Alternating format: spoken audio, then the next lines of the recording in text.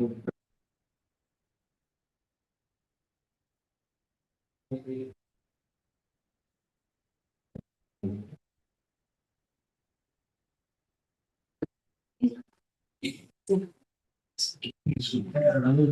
saw him at the chamber. Have an excellence.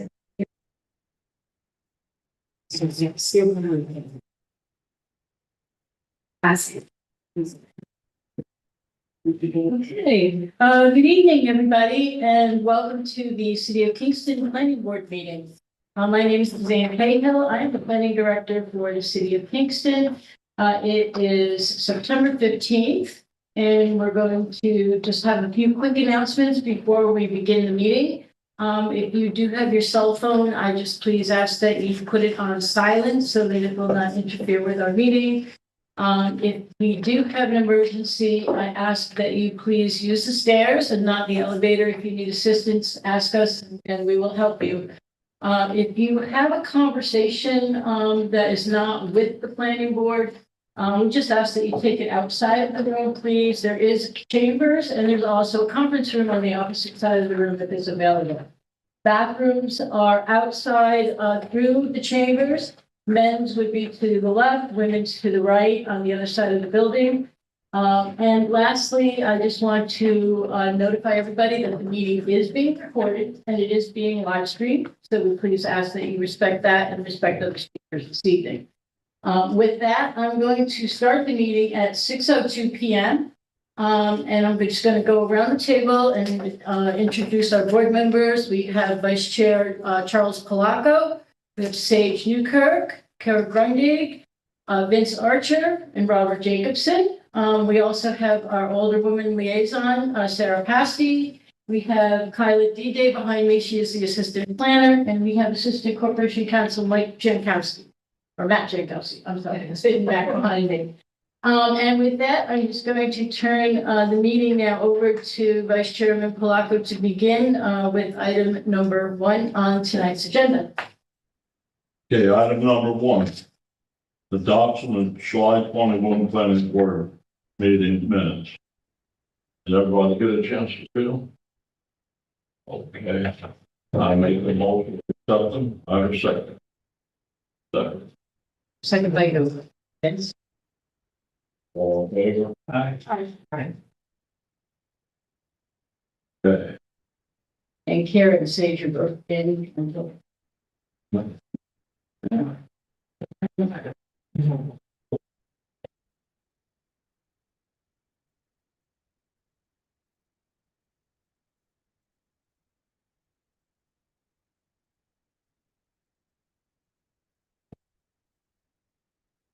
Okay, item number 2, public hearing under public hearings 449 Broadway.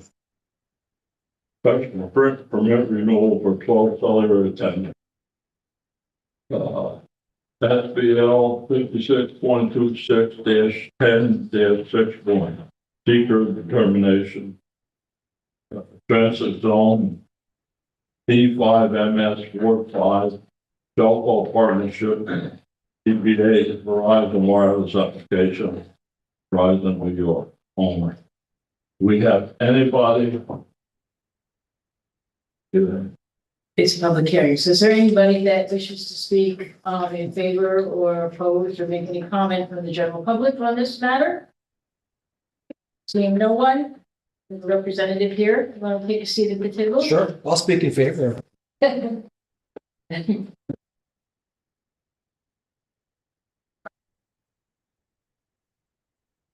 So this is actually it's a special permit renewal. This is the Verizon building, just down the block from us here. It was before us in 2025, but we had requested additional information to determine the actual number of equipment that was mounted on the antenna itself, and also because it appeared that there have been additional units added, we wanted a structural analysis and a report to support the stability of the thing, which both have been submitted to us.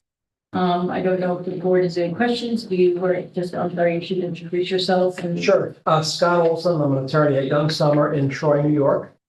I represent Verizon Wireless and yeah, exactly what Ms. Cahill just said. We've submitted the application for renewal. There was some question about what was up there. So my client performed basically tower analysis, went up there, located exactly what's on the tower, where it's at, and that's reflected in the plans and the structural that provided to you. So that should be all set and then off. Well, like, questions? Okay. No questions, so I make a motion, Recognize as type 2 action under seeker voice. type 2 action under seeker, so nothing needs to be done further. Okay.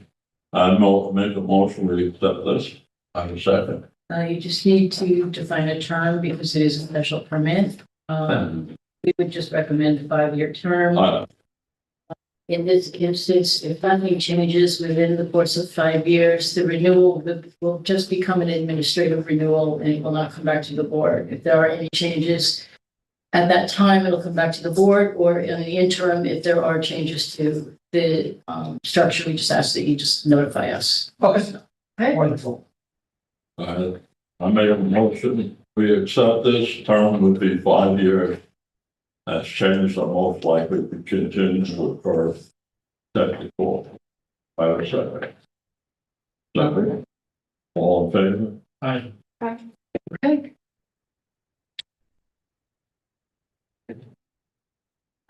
You're good. Thank you very much. Appreciate it. Nice evening.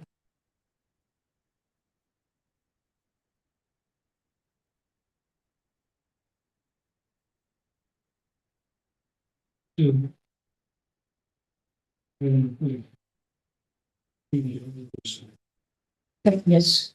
Sure. Okay.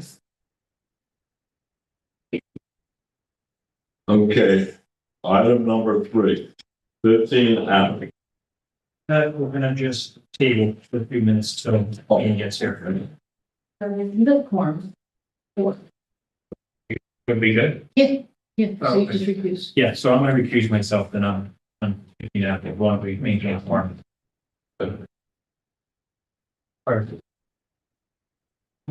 So this one is a 2-lot subdivision. I don't know, do we have this on this? Can you get that on the screen? Cool. All right, that's that a little bit so everybody can see. Quick, synopsis, 2-lot subdivision, City of Kingston, 48.312 to 10, otherwise known as 15 Apple Street. So we have one existing total lot here totaling 0.478 acres. We are proposing 2 lots. New lot 1 being 0.275, new lot 2 being 0.203.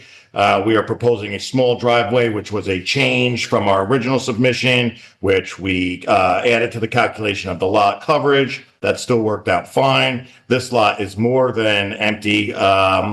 So we have, we're not proposing anything at the moment, but there's more than enough empty space on this lot. We added a hydrant easement last week as the final change for the City of Kingston. And that is basically the gist of it.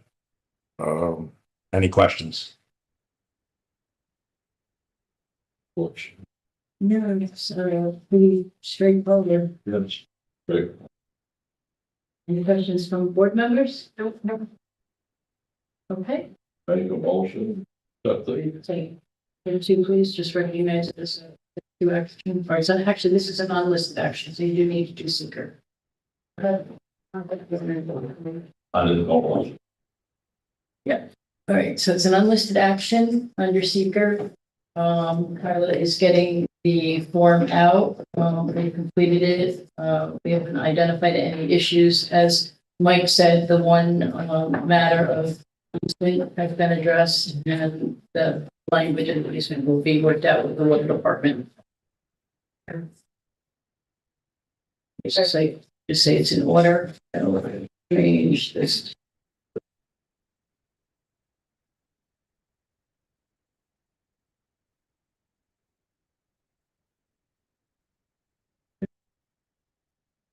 Okay.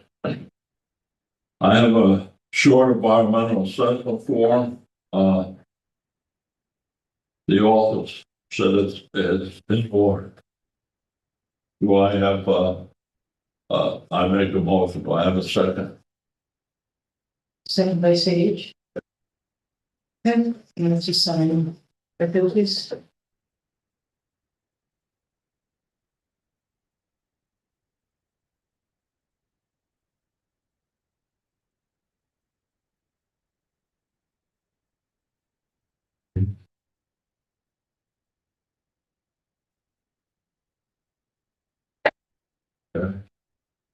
Just give me a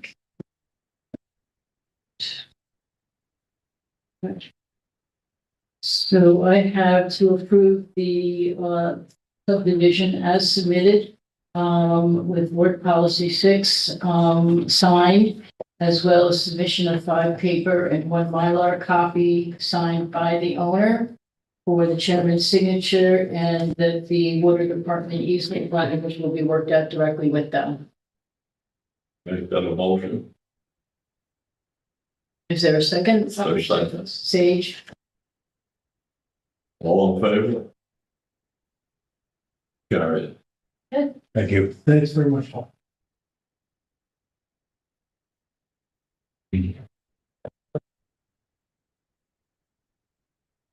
Okay, item number 4. 34 Terrace Street, lot line deletion, land Joanne A. Amy, SPL 56.34-1-30 and 56.34-1-29.200. Ward 5, Joanne, am I pronouncing that properly? It's, so my Brian Ward, Joanne Nimi is a family. You're close. Is there anybody here other than the applicant that wishes to speak for or against the application? Okay, so hearing none, you want to step up? It's related. There's a lot line deletion, Aaron Street at Mary's Avenue. Just state your name and Walter Record, I'm the Premier Larry's engineering Spain. I surveyed the property. What we're gonna do is we're gonna delete the 1 lot line to make it 1 lot. It was 2 lots. And there's no plans for anything other than just deleting the lot line. thank you. Board, have any questions? Straightforward. Okay, this something. Yep. This is the type 2 because it's a lot. So it's a type 2 action, so I recognize it as such. Okay, this type of action, because of lot line deletion, I make that a motion. Do we have a second? Okay, Okay, all in favor? Aye. All. Okay.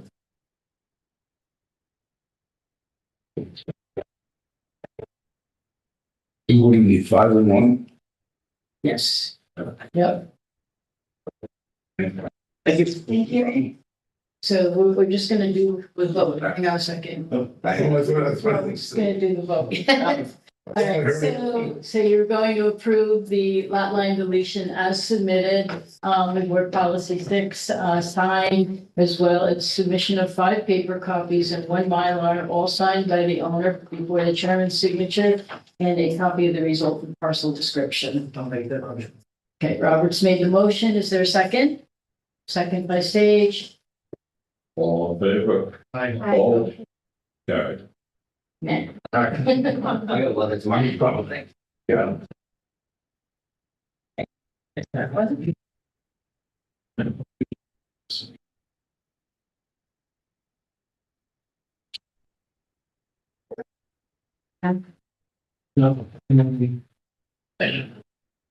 Okay, item number 5, 17-19 Thomas Street and 10 Valley Street. lot line deletion of lands of Carl and Madeline Holder.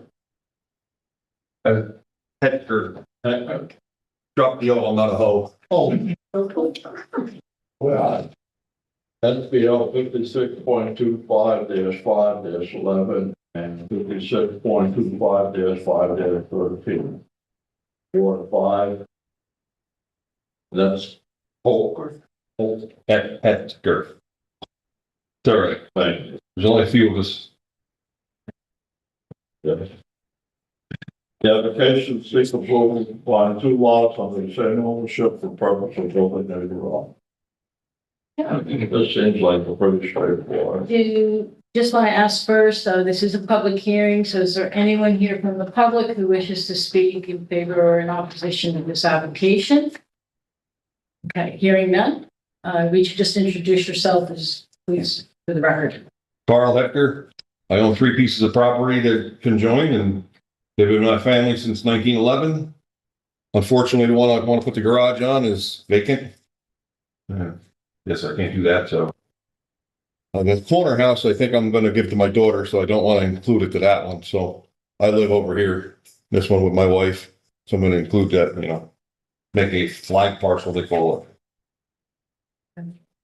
Just one note, that did come up, in our review is that, when you combine the lots together, okay, you create one parcel, and under the code, you're only allowed 1 curb cut per parcel. There's no curbs in the entire neighborhood. Well, 1 driveway, curb Okay. access, whatever, it's called curb cut. I wouldn't be doing any driveways or anything. If you're gonna put a garage on, you want to put a second access drive off of Summer Street because you've got the one off Nope. of Valley, then you would need, A curb cut. you would need, yeah, you'd have to come back to this board for a major waiver under the code. Just, I wanna let you know Okay. in advance, all right? Other than that, it's pretty If I- straightforward. If I had the money to do that, I'd put an apartment in there and rent it out, but. Are there any questions I'm not asking that I should be? Because I've never done any of this and I don't have anybody talking for me. Nope, it's pretty straightforward. Excellent. Anybody on the board have any? Thank you. Thank you. Take 2 actions. Item type 2 action. I make a motion. We accept. I have a second. Robert? Okay. All in favor? Opposed? Carried. Okay, so our decision would be to approve the lot line deletion as presented with board policy 6 placed on the final map, 5 paper copies, 1 Mylar, all with signatures by the owner prior to the chairperson's signature.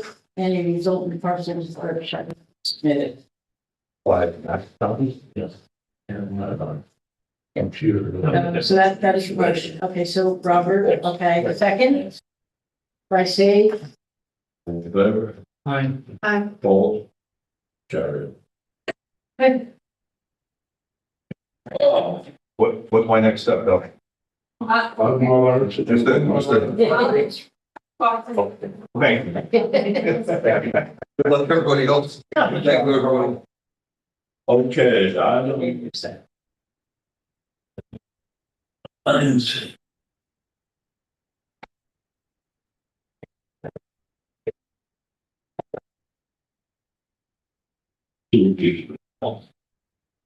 Everyone. Okay, item 6. 296, 290, and 312-322 East Grand, lot line deletion of lands of Hudson Valley Irish Cultural Center. SBL 56.36-1-15, 16 and 7. Lord, Nathan.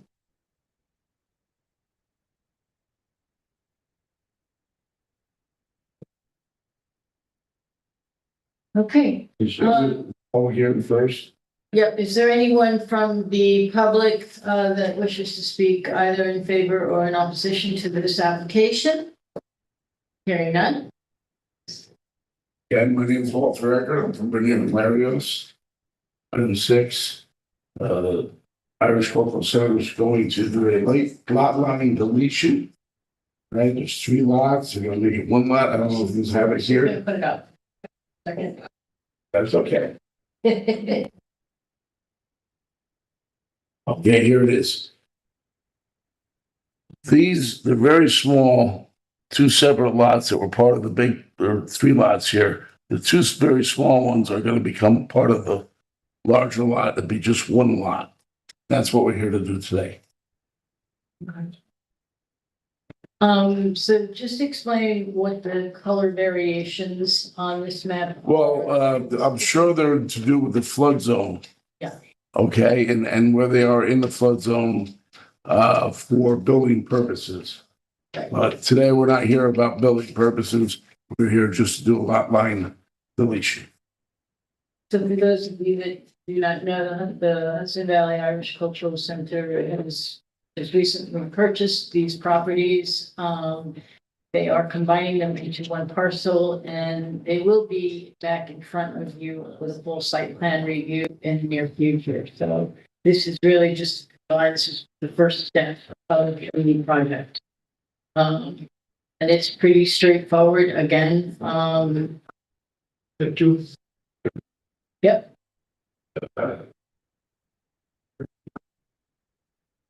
Yeah. Recognize it as. Yeah. This So type two, that's, yeah. So you're making a motion. Times 2. Okay, is there a second? Okay, Kara got that. All in favor? in favor? Okay. So I have, let me see.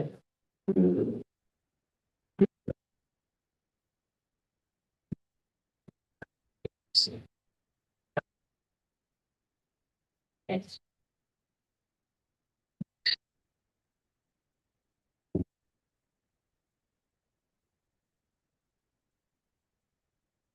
okay, so this would be a motion, asking for a motion to approve the lot line deletion as presented the evening with board policy number 6 and signed on the final map.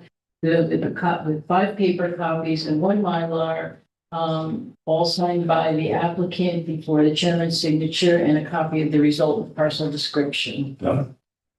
Make the motion. Okay, so Robert's made a motion. Is there a second? Vince? Okay, all in favor? Aye. Okay, motion carried.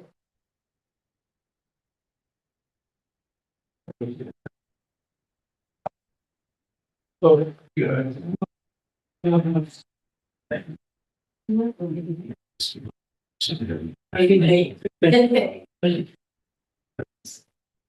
Thank you.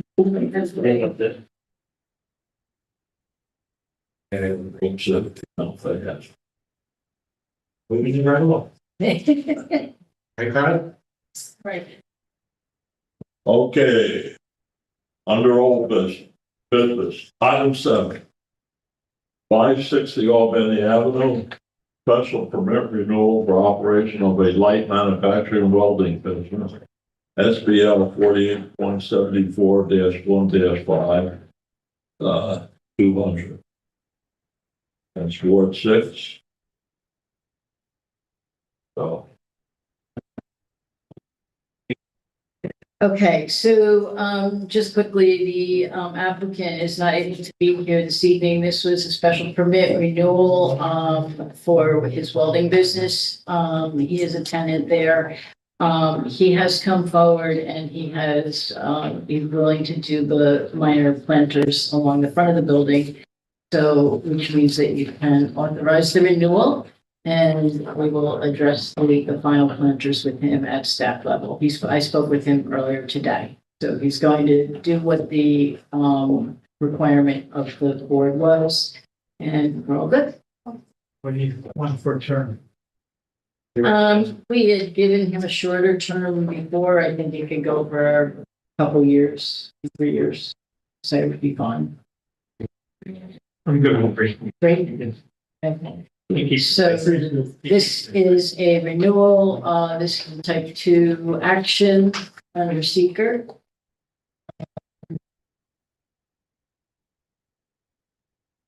Okay. So there's no need to do anything further. So it would be renewing special permit for 3 years. With all original conditions carried forward.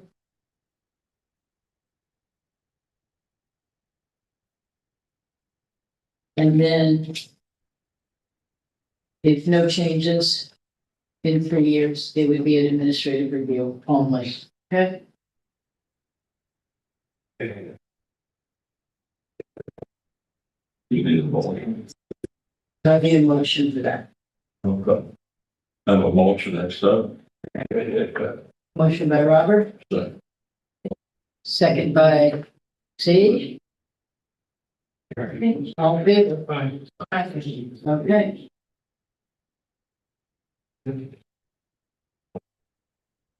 Okay.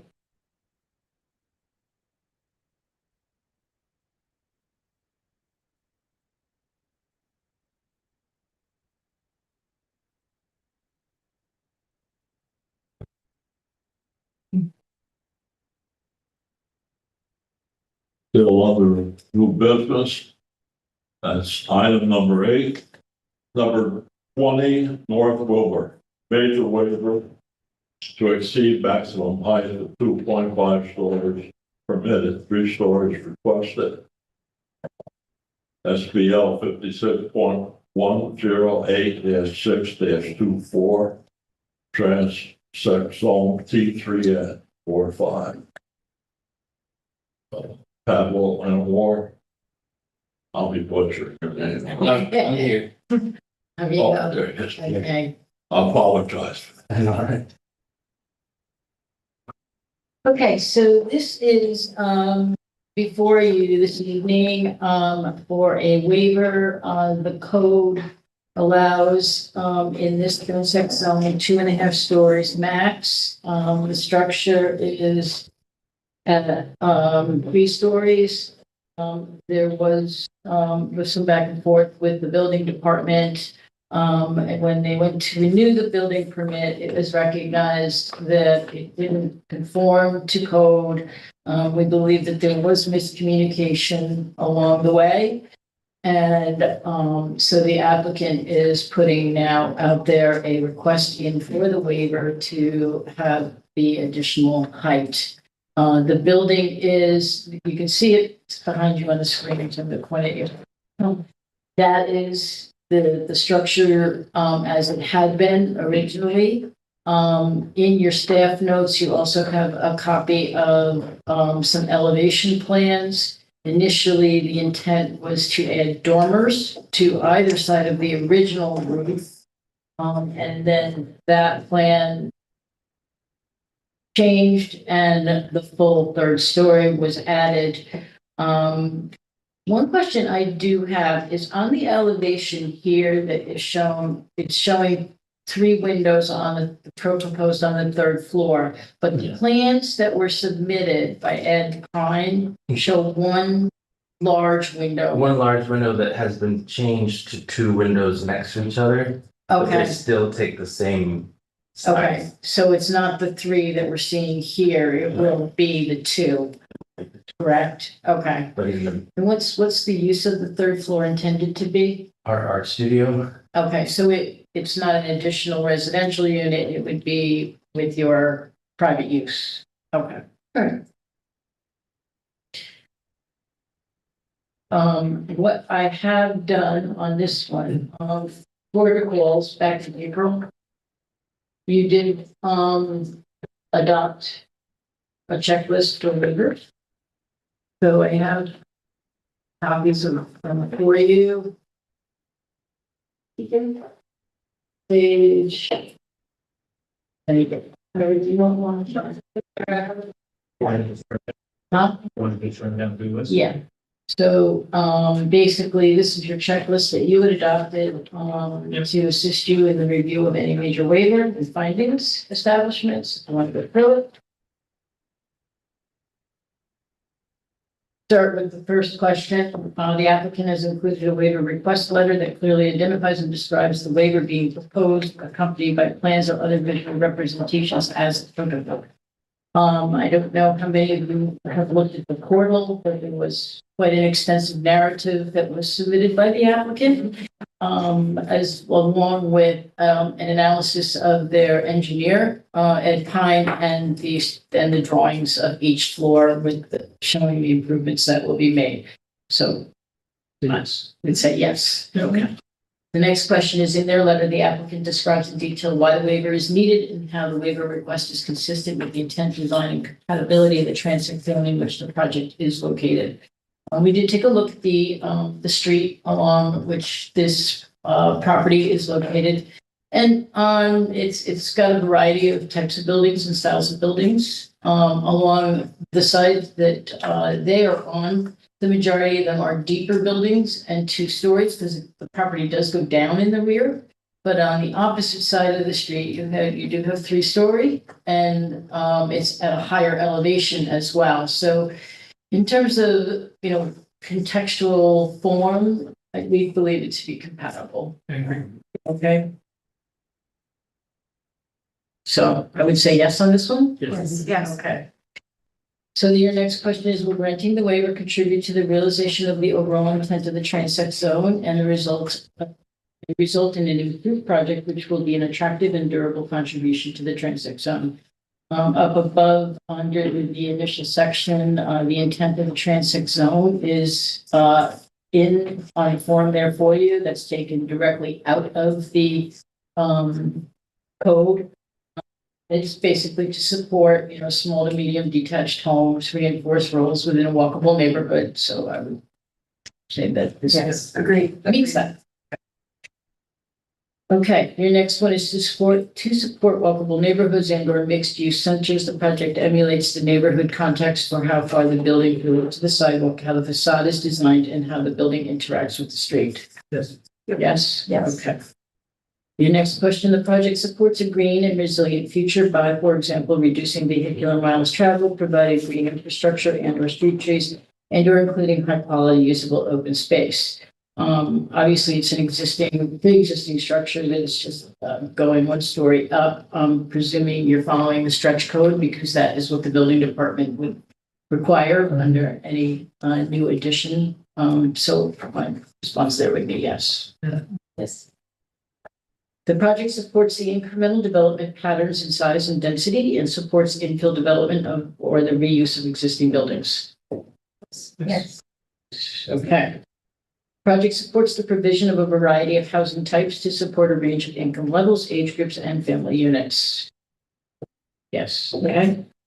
Project specifies street design that is walkable and bikeable and will reinforce safe and comfortable environments for all ages. Well, it's not applicable. It's not a new street. Okay. So with that, I think you can make a decision.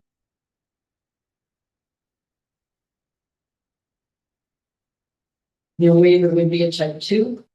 So there's no need to do a seeker review on this. You just need to formulate your findings. Do that based on your responses to your canvas.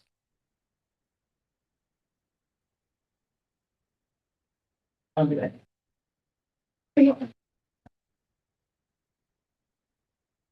Finding of the planning board. Is there any questions? I make a motion. We grant the waiver. I would second. All in favor? All.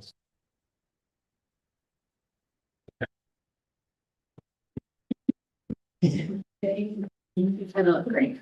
You really have to make it smaller. Yeah. Second, you done, I'm sorry. Thank you.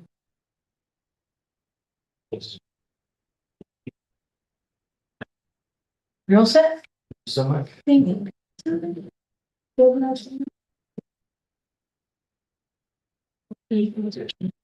Yeah.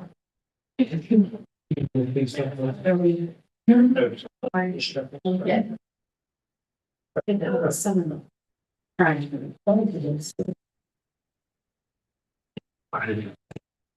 We want one side. Oh,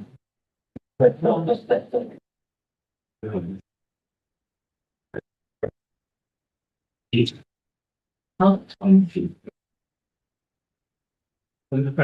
they here for this? oh, yeah, yeah, they're here. Are they all? Yeah, no, they're here, so, yes, oh, yeah. Elizabeth Street. So we want to enter into the record, that decision documents going around, right?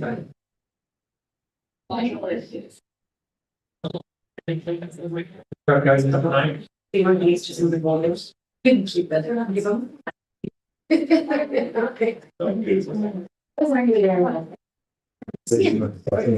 Yes, so yeah.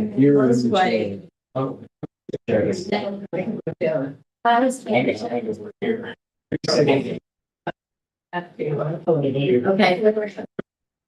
Okay, item 9, 21 Elizabeth Street, portion of 67 Wall Street, site plan and take the waiver. Demolish the existing building and property, new 15 unit multi. SBL 56.124-1-12, secret determination. You know, just keep them. Okay. Transit somewhere. T4N Ward 3, Fulton County, Kingston Schools owners. And there's the corporation applicant. Right, Ulster County and Kingston Schools, right, we are, right, okay. So before we just get started, I'm just gonna ask all of you to just introduce yourselves for a record. I'm Jesse McCormick. I'm here with Golden Flag Construction team.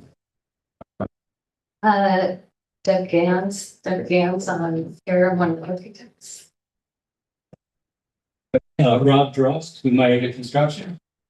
And Jim Garrison, his partner. Okay, all right. I guess the best way, we have a bunch of notes, but I know that you submitted I guess a PowerPoint presentation. You're gonna put that up and go through it, and you want to speak to it as we go through it? Is that the easiest way for? Sure, we don't have to belabor it, but just so a quick reminder, I don't know if anyone was here last time. I believe Rob was probably the only one that was present at the. So we'll fly through it. Quick version's good. I'm aware. Okay, good. So this is 21 Elizabeth Street, and we are replacing the boarding house on the bottom with the white building, on the top that we hope we're planning to be, that will be a good neighbor to the block, both socially and physically. Socially, because it's limited equity ownership co-ops, building, family oriented, but a big range of households, some specifically for elder residents, and variety of units, and physically a good neighbor because we want to be a contextual, form-friendly proposal. And so you get a sense of it there, but we can go to the next one. Yes, thank you. And what you see is actually, if you couldn't tell, we're on the lower right. And the kinds of 2 bay houses that you see on the upper right, and the kind of double houses you see just the way we framed on the other side of the driveway is the nature of the and so we went through this in detail last time, but so we'll let the visual speak and move on to the next, and you can always stop me. And here is a slightly updated view because we have our driveway shown on the right, but thank you. It tries to be welcoming, with its trellis and its setback, and it's opening up to a long porch. And to keep going. And again, you can just stop. But what we were going to focus on are our progress. And one thing is we've had it engineered. This is the civil engineer's plan. And what happened there was he really reinforced the direction we had taken to begin with and help us improve it and refine it. We have a water management system underneath at the bottom of the site in the form of dry wells and cisterns and other hard infrastructures underneath the soft paving of the parking. We've maximized the kind of permeable landscape. So from the point of view of resiliency, that seems to be going well. And then the other thing was the refinement of the parking scenario. Of course, we're extremely happy. I think you already know that the school board is in fact going to help us achieve this vision of actually providing one space per unit, 15 units for parking. So you've been actually in front of the school board at this point? You've gone to. Yeah, So can you refine my statement? the people, Kai and Dennis that we've been working with, have been our point people in Ulster County Planning, and James Amata as well, have been having conversations with the school board. Now, the school board has conversationally said that they all will endorse this plan. They just can't officially vote on it until the voting cycle allows them to. So they are fully in support of it to be ratified. And so basically what's going to happen is we're going to propose it's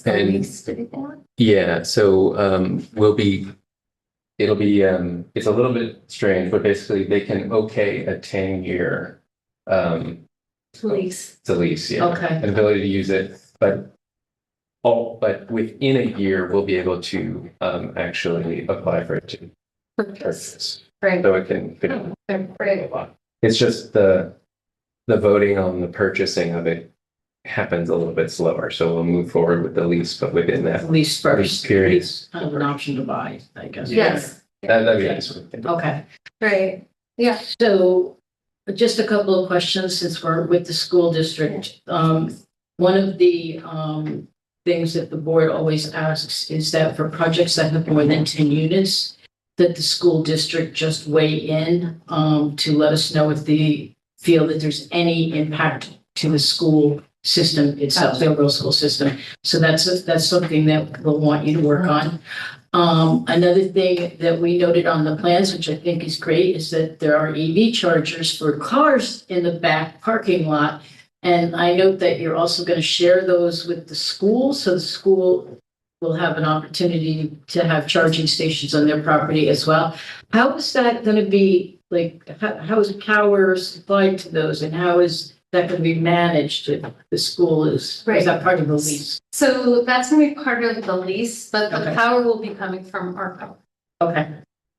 And it will be metered. And now that it is going to be a sale, ultimately, not easement lease. Right. Again, Kai and Dennis are leading that conversation. Okay. So we'll get back to you with when the school figures out what they want. And we're also actually, just so you know, going to have EV for the bikes. Right. That's Right. good. It's on the other plan. Right. No, it's on this. Yeah. And also, this has been much improved in our conversation with the engineers. Vis-a-vis, we now have an 18-foot truly two-way driveway, and our turnaround is improved.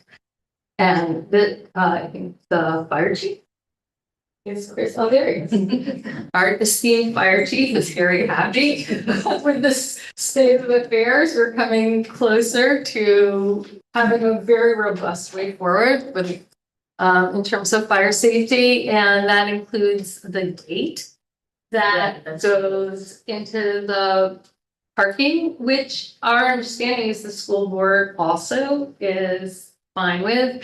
And around, even though the gate is for egress, we're going to have, how does Jim describe it? National Parks. A national park style walkabout so that pedestrians from the, Okay. yes, That was- right. And I think that's almost better seen in the next site plan. But we just wanted to show we had our engineering chops together. So yeah, that just shows there's the driveway, no humongous impact on the street scene. And actually, all the houses have driveways on the street. Okay, and the next one. Okay, so thank you very much. So, you know, here you have it says fire exit and community space access, because the important part of that is, and you see that there's no actual parking spaces in the way of number 5, so that it's, you know, made fairly safe. You're not trying to cross the street, cross over where the parking spaces are. And it leads directly to the paths, which are 4, which go to our community spaces. So and you're going to see this in the next 3 slides. If you remember, there's a drawing of the site. So we have a lower level site plan and a kind of street level site plan. But number 2 are the bike charging stations. 3 is the parking. 4 is the way in which you walk to those community spaces, although we have a lift that takes you down from the building if you need access. And then I'm going to switch. We still have our playground. It says playground work, but this is contingent on HCR acknowledging that there are nearby playgrounds and letting us kind of program that with something quite unique. And the gardens are for the residents to make that clear. Oh, and number 8, that's not on there, is we're keeping all these. So any tree you see on the plan is, you know, has a diameter that's kind of important and stay. And so then, it's too fast, or can I keep going? Okay, next. So, because I just want to zoom in to that basement level plan for a minute. Has some features. Again, I'm focusing just on the questions and improvements. Hopefully, questions and I'm saying there are improvements. You'll decide. But there's just to be clear, there's number 1 is how you get. There's a stair, but there's also a lift that takes residents down and people with heavy stuff to this lower level. And then you see, if you walk along the corridor to number 5, that is storage for every single apartment. There are 15 units. Next to it, number 4 is bikes, but we are no longer charging inside the building. They're just storing, although the same kind of fire safety functions will be in place. Then the pièce de résistance is our garbage room. At the end of the hall within the mechanical space. Actually, you know what? That's the old version. It's been expanded several feet to the bottom of the page. And there's no reason why it can't be extremely generous, but that's where it's going to be. And the way the garbage will be dealt with is that it will go back out the corridor into the back of the building, and then the garbage trucks. You need to confirm this. We've been trying to. We'll come to the back and pick it up. So you'll be using private hall. Yeah, I think so. This is all pending confirmation with Dennis and Kai and various things. But that is the intent. 15 units of garbage on the street waiting for pickup does not sound like such a good thing. Rolling. Right away. Yeah, but it's just, Yeah. right. So right now, that's the plan, and we have plenty of access and turnouts for those trucks. So, I think that's it. Okay, and so next, we just want to take you, there is of course an upper level site plan, which you've seen before, and nothing really has changed there. But to remind, everything's off the porch, either directly or through the two stairways. Does anybody want to remind? Okay, good. Okay, and so then the next. Okay, so the next thing that we're presenting that was not part of our last presentation was the material palette. I don't think there are any real surprises. It clapboard, but it's made out of cardboard. And it has the two patterns, which is indicative, reporting, housing. It's got, we've added touches of real wood. And you'll see them in place in the elevations. There's a screen and then along the porch. And so nothing hugely new here, but we can see them in place if you go to the next. Oh, I think I have the next other palette. No, there's another palette. So the other palette is the site palette, native plantings, of course, of different scales.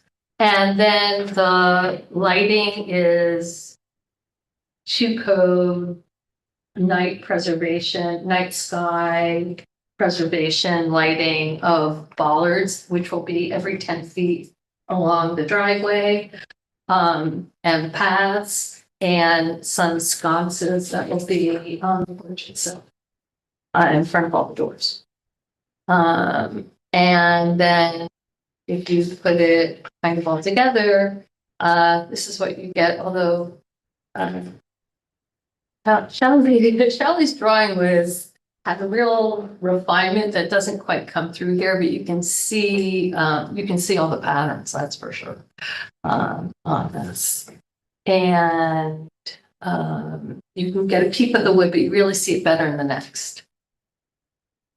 There you get, so you get the closer you get to something, the more you want a natural material. You want to be your hand on a real handrail. You want to have your door next to some real wood, not the cement board variant. So that's what we've got there, and the wood lasts down. And the large casement windows. And the one last thing I want to say about that: you don't see any condensers, and that's because there are none. You see those little ground, yeah, thank you. Well, you do see those, if you're gonna have any lines on the building, that's all you see in terms of the meters, and that's on the side. The only thing you get are those are our FOCA units, which we've talked about as being like the next gen heat pumps, which are really super duper. And part of their super duperness is that they do not have condensers on the outside of the door. We are going to supplement it now with an ERV inside, which is something we don't have to bother here this time with. Okay, we can keep going. So then the all important deviations, we still have 2 deviations. So that we still have them. So that was not the magnificent vanishing act that we could accomplish. But we want to remind you that the bill is 112, not 75. We want to remind you that allows us to build 15 generous units of many different typologies, for many different household structures on the site. And that from the street, the impact is not large. You can't really tell how long the building is. You don't know whether it's 75 or 85 feet long. It's still be down the site. So, I don't think anything else to say about that is we will have valuable this penthouse. To the community, and again, it is for the. So, and the next deviation, which has slightly more words on it, is the unit count in a single building. We really needed to do a single building.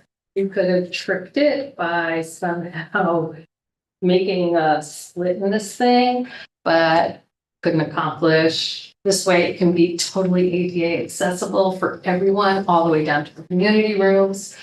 It allows us to be really efficient, save costs in terms of foundation, envelope, mechanical services.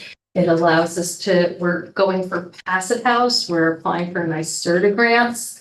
And even HCR at this point has very strict, and this is way beyond energy strict, which actually is not that hard to. But the efficiency of this, of having everything in the building is of tremendous importance. And then at the end, as Jesse likes to say, long-term management maintenance. When you have, one plant to take care of that everybody's a community participates in is also a great benefit. Yeah. I don't know. Great. Okay, great. Okay, and I think that might be the end. Except we have some pictures. Because we always have to end with the last one, which is Jesse on his bike. Okay.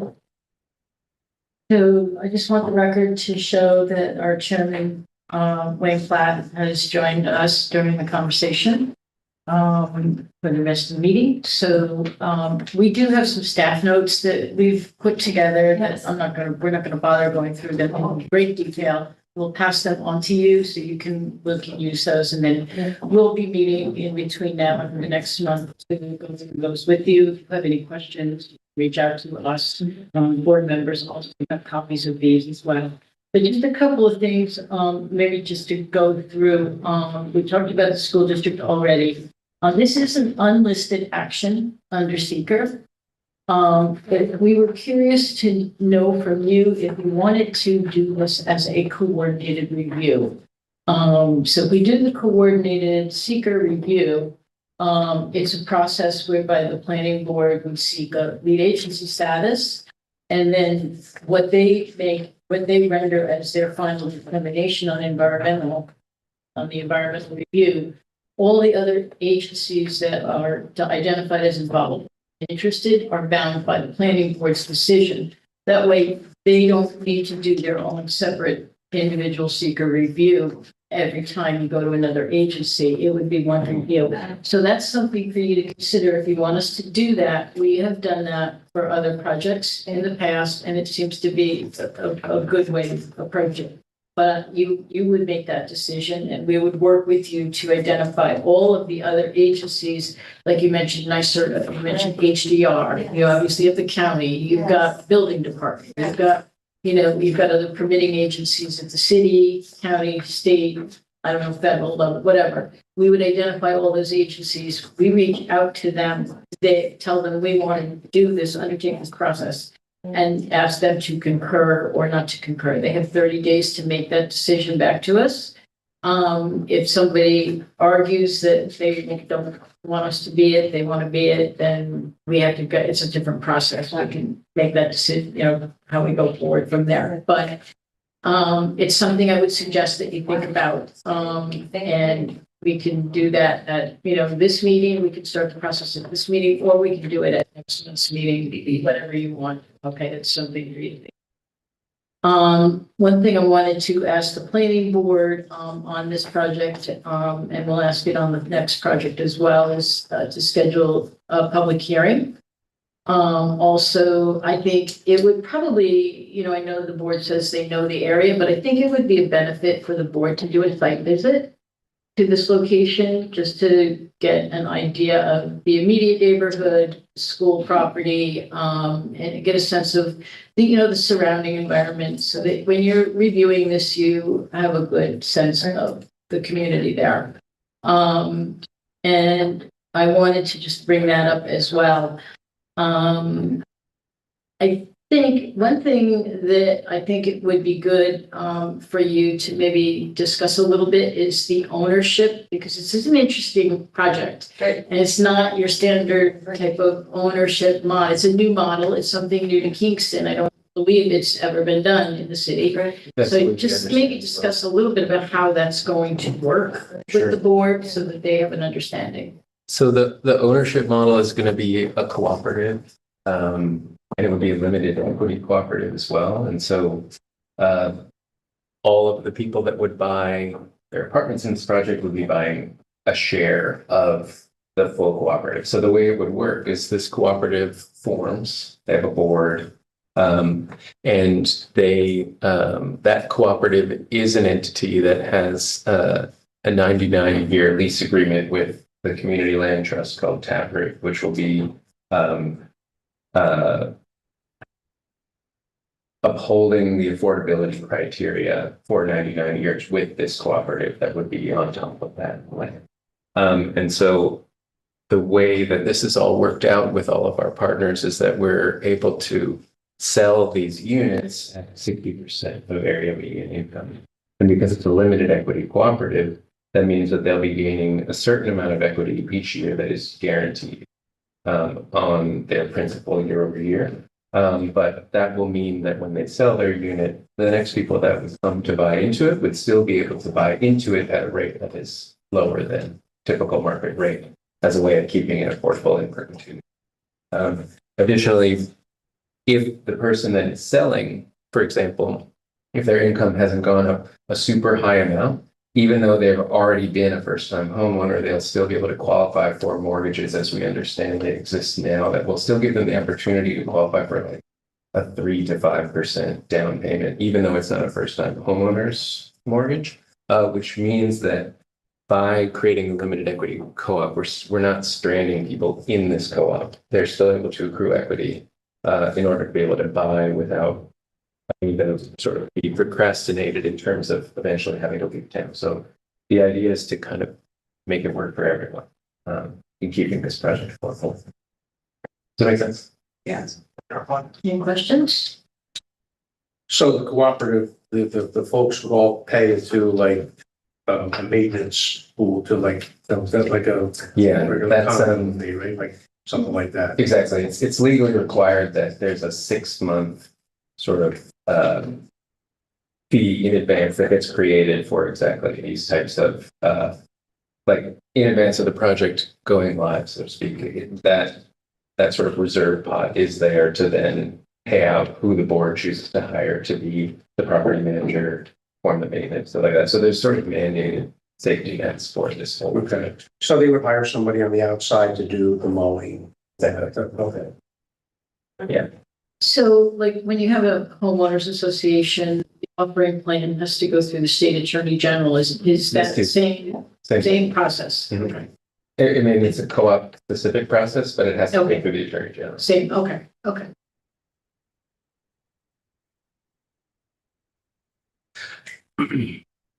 And so, because it's home ownership, the program that we're looking to HCR for is the Affordable Homeownership Program, which, if, as we go through this process, that can allocate $200,000 per unit to help subsidize this project. And there's going to be a lot of mentoring for these first time homeowners. We're actually going to Repco and When then, you have, are going to be, and have these educational. Okay.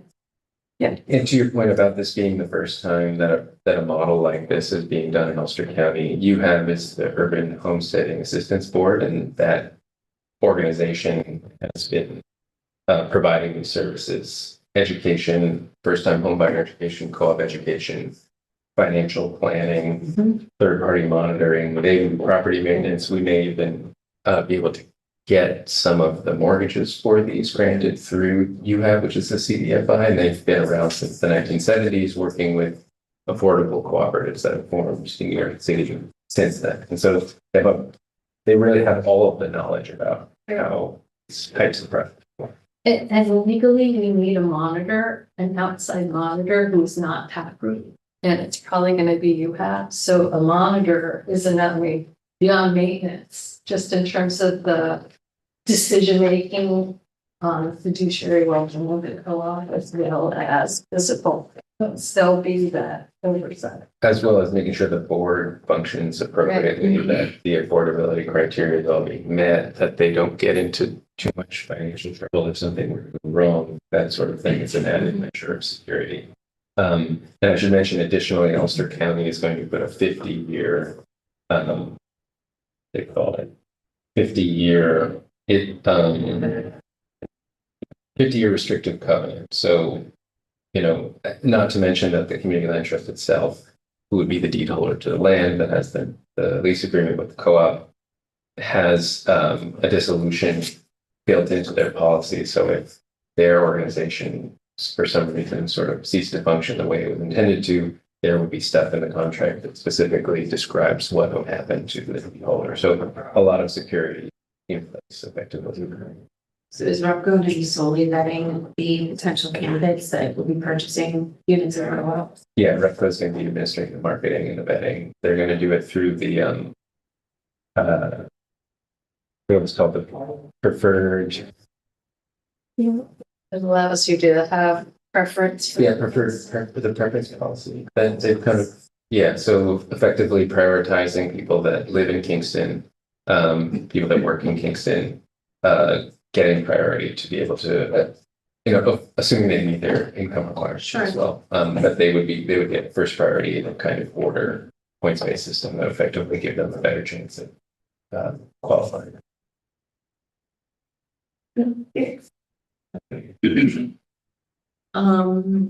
I wanted to just talk a little bit about the waivers you had mentioned too, that we've spoken about previously.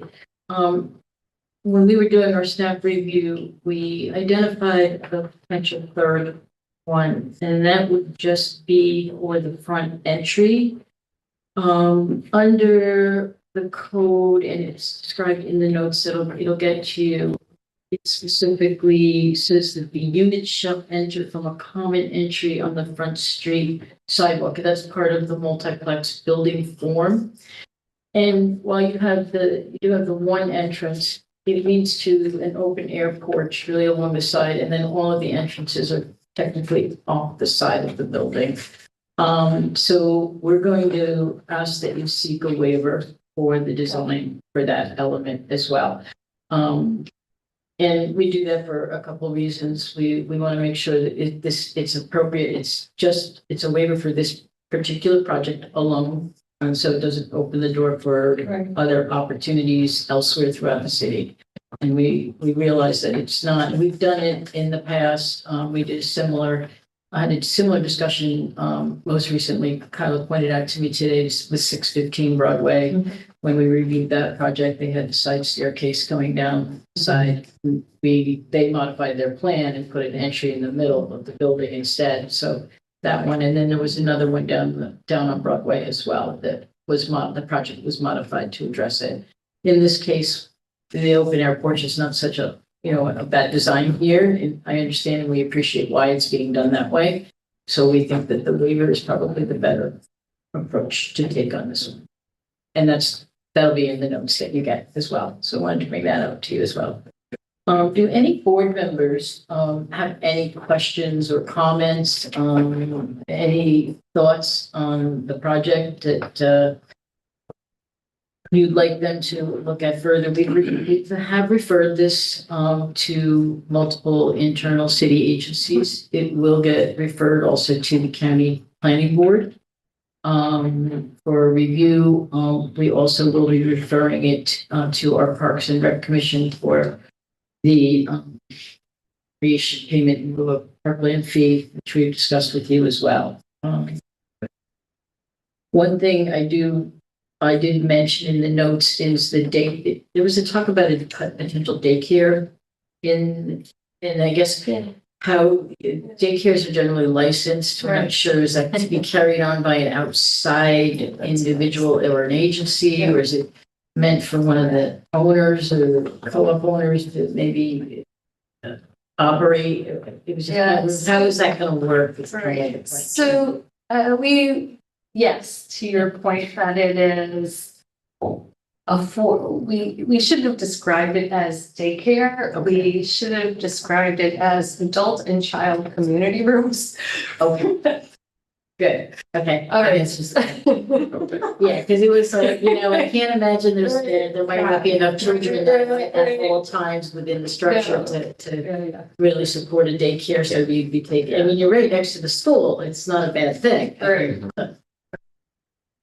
Where are you with the school district with parking? Uh, No, go ahead. we've gotten sort of like enthusiastic verbal yes, that they're very supportive of this plan, as it stands. But they can't take action on it until they can bring it to a vote, and that's a yearly kind of thing. And so what's going to be worked out is there's going to be a 10-year lease that's granted.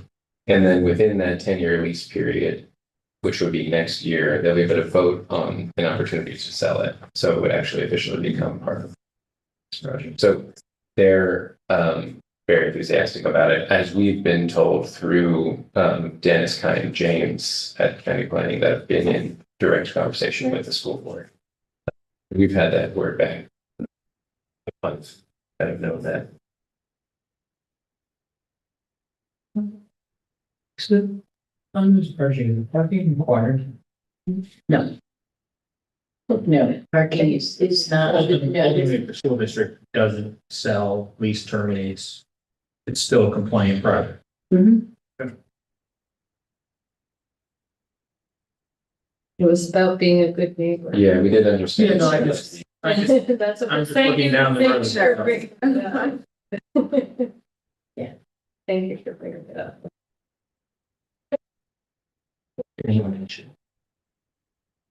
Any other questions? Chris, do you have anything to add or just? No, right now, we're speaking, we speak with them, if they start meeting about the sprinkler system and design the sprinkler system. And we came out with some different ideas and how we're gonna figure it out, everybody figure that. But very pleased with the driveway and the access around back with the gate and from the opposite side. It gives us 360 round building now. With that gate. So very pleased with what they've done. Okay. They'll need an access easement for that, right? Hmm? They'll need an access easement for that? Well, yeah, it'll be part of the easement agreement. I didn't know. That they won't sell. Yeah. Okay. Great. So I guess,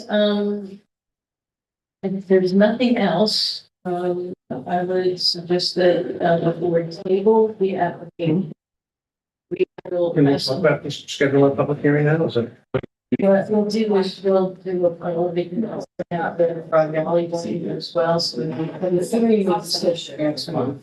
She said she did started. I think, Or the next time they come to, they're not participating with additional information, so in October, it would be the next year. They would like Does everybody feel cities. this project warrants a public hearing? Yes. Yes. It is a very, What about a site visit? We think it's in the schedule. Yeah, we don't do a doable for that one, or? I'll do that. I'd like to do this in progress. Yeah, Okay. They're both uptown. Oh, there's two things. Want to actually. mention the community meeting? That's what I was checking. Yeah, so we're gonna table at the site tomorrow to meet with neighbors. Okay. And so if anybody that here has recommended wanted to come to the site, it's 2 tomorrow. I don't know. That was 3 to 6. It's 3 to 6 Is tomorrow. that something you sent around to the neighbors, like a meet and greet type thing? Yeah, exactly. You've done that already? Yeah. So it's been the people within a couple block radius have been notified. Okay. That's good. And then the second thing, oh, well, This is. Thank you very much. We're very excited about this paper, but we're trying to sit on our hands before we say yes. yeah. In order to check with all involved parties. Yeah, that's on the secret, like lead and single, that sounds Yeah. really great. Yeah. Okay. So- I still think we should get a. Okay. Thanks, everybody. Right. Great, thank you so much. Robert Jacobson with a motion to table item number 9. Second by Chuck Palato. All in favor? Aye. Aye. Opposed? Carried. Thank you kindly. Thank you, folks. Thank you.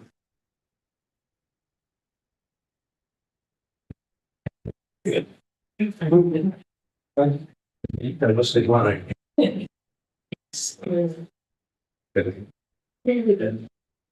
Item number 10.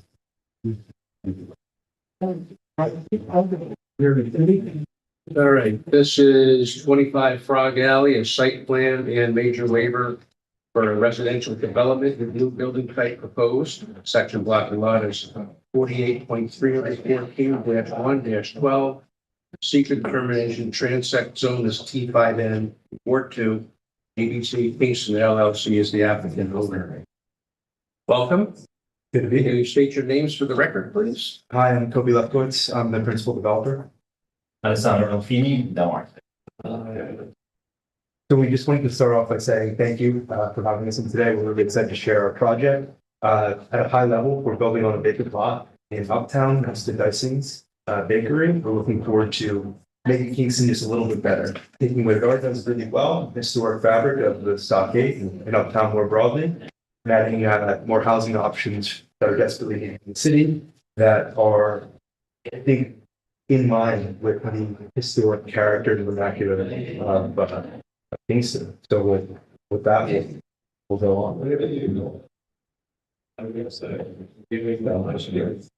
So the idea, if everyone can see this, behind this project takes precedent from the Dutch way of living.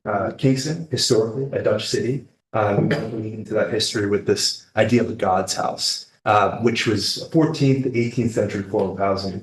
Really beautiful way of getting sort of shared modes of living. They're private spaces. So this that you see here would not be accessible by the public, but it's a really lovely open space for the people who live there. And you can see there's really beautiful architecture that's sort of enclosed the space. And there are some examples that you might be familiar with in the US. They're not exactly what you would see in a God's house. Warren Place, or sorry, not Warren Place News, that's another. This is Washington News, just north of Washington Square Park.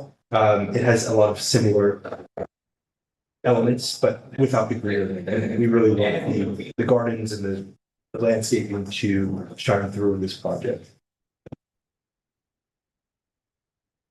Here are just a couple of renderings of the project right now. Alessandro will share it more. Yeah, so the project is composed by a series of courtyard, creating a series of public spaces that are continuing behind the street line. On the street line, the building matches the fabric of the city, so with basically a series of townhomes.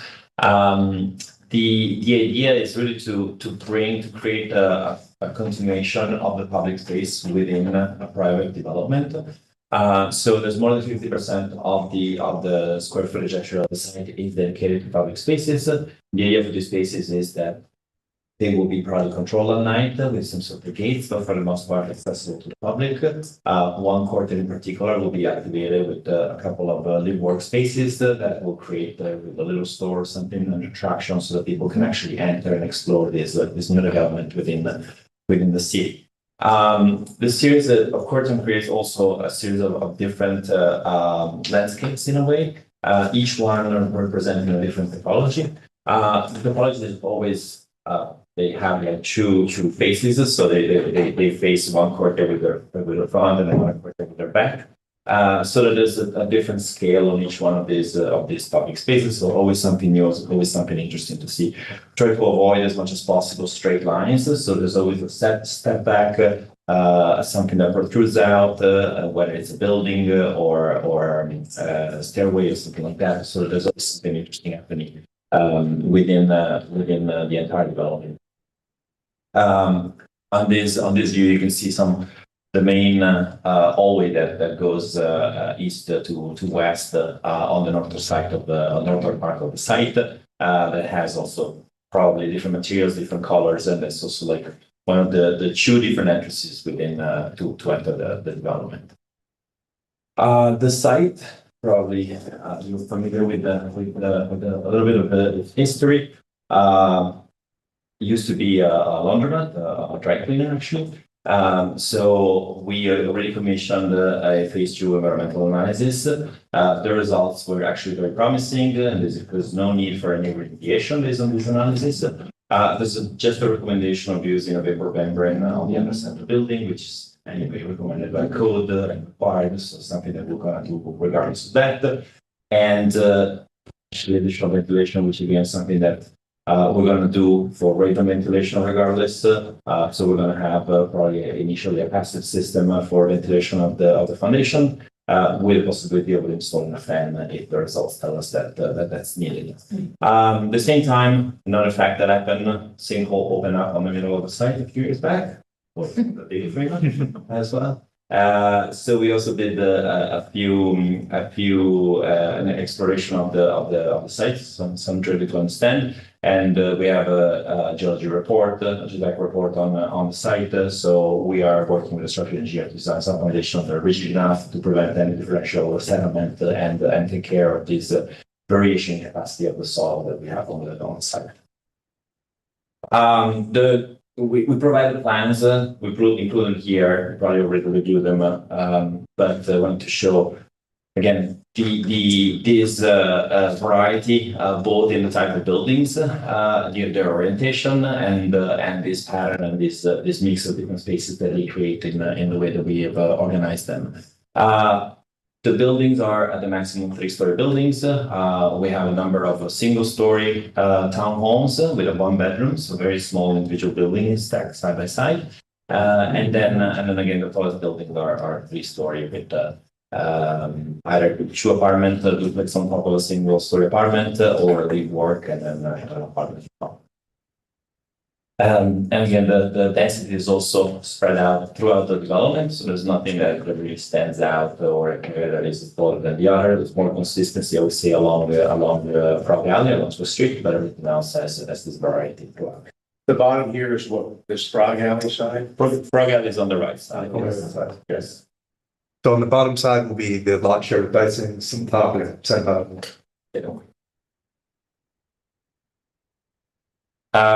We started developing also a landscape plan. This is preliminary and obviously will have to be refined, but we're trying to work with recommended species for plantings. Most of the trees we expect them to be actually on big planters. See that also some of the renderings. Because of the density of the site and because of the number of utilities that will have to run on the ground, we have limited space. So we're going to try to move them above ground in many instances, not necessarily everyone. One thing to note here, jumping off what Alessandro was saying, we won't have much, if anything, in the ground, but the real inspiration is to make this as green as possible. We'll talk about it a little bit with some of the retail programming. We'd love to have a florist or love to have a small outpost from some farmer who would go to a market and bring in flowers or small plants to distribute them throughout the project. If you go to like historic developments like this, there's a lot that you can do, just a couple of pots and a couple of planters. And there's even more you can do if you just put even more than what you do, right? And I don't think there's obviously there's a maximum amount where it gets a little bit crazy, but our plan here that it sort of doesn't show on the plan. We want you guys to be able to see the lanes is to just put pots and planters. As far as I can see.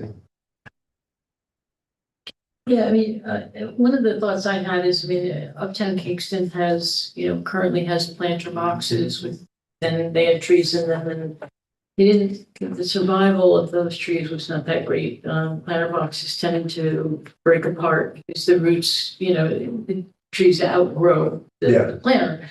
And so that's why I was, a little bit concerned here with the use of actual planter, features versus in the ground. And I understand, the root system concerns and all of that. I think there are opportunities to use types of soils that we use along city streets when we do street tree plantings in limited planting beds. And they're coined structural soils.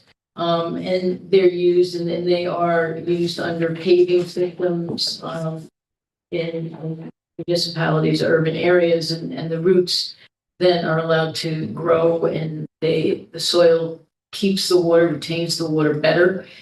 So the tree survives, but the roots also tend not to disturb the upper hardscape.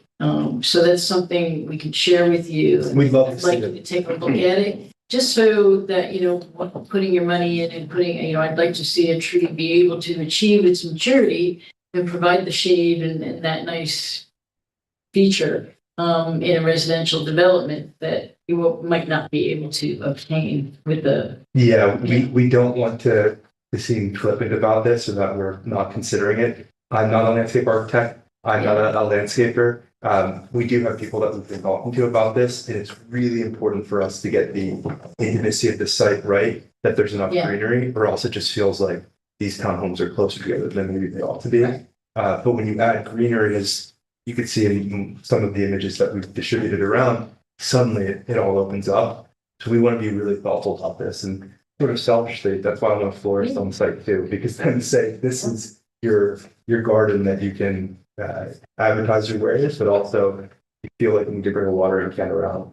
We won't stop them.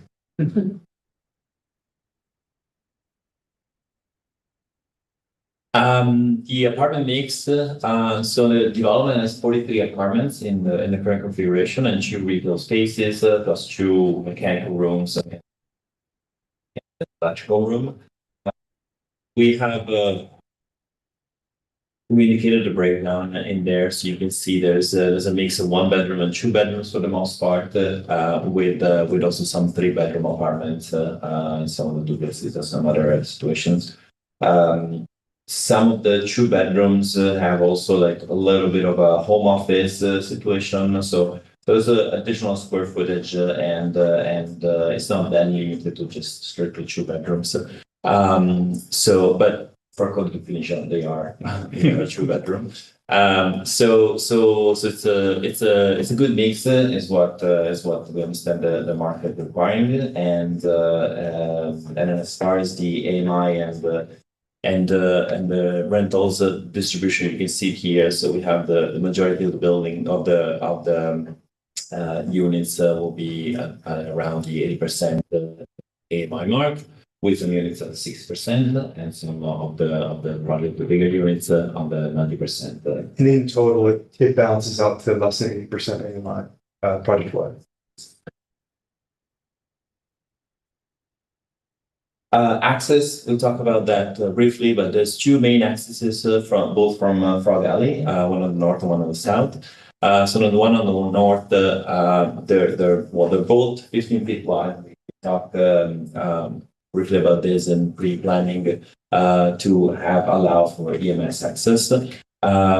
We on the north end, it's a straight laneway that ends in that shared courtyard.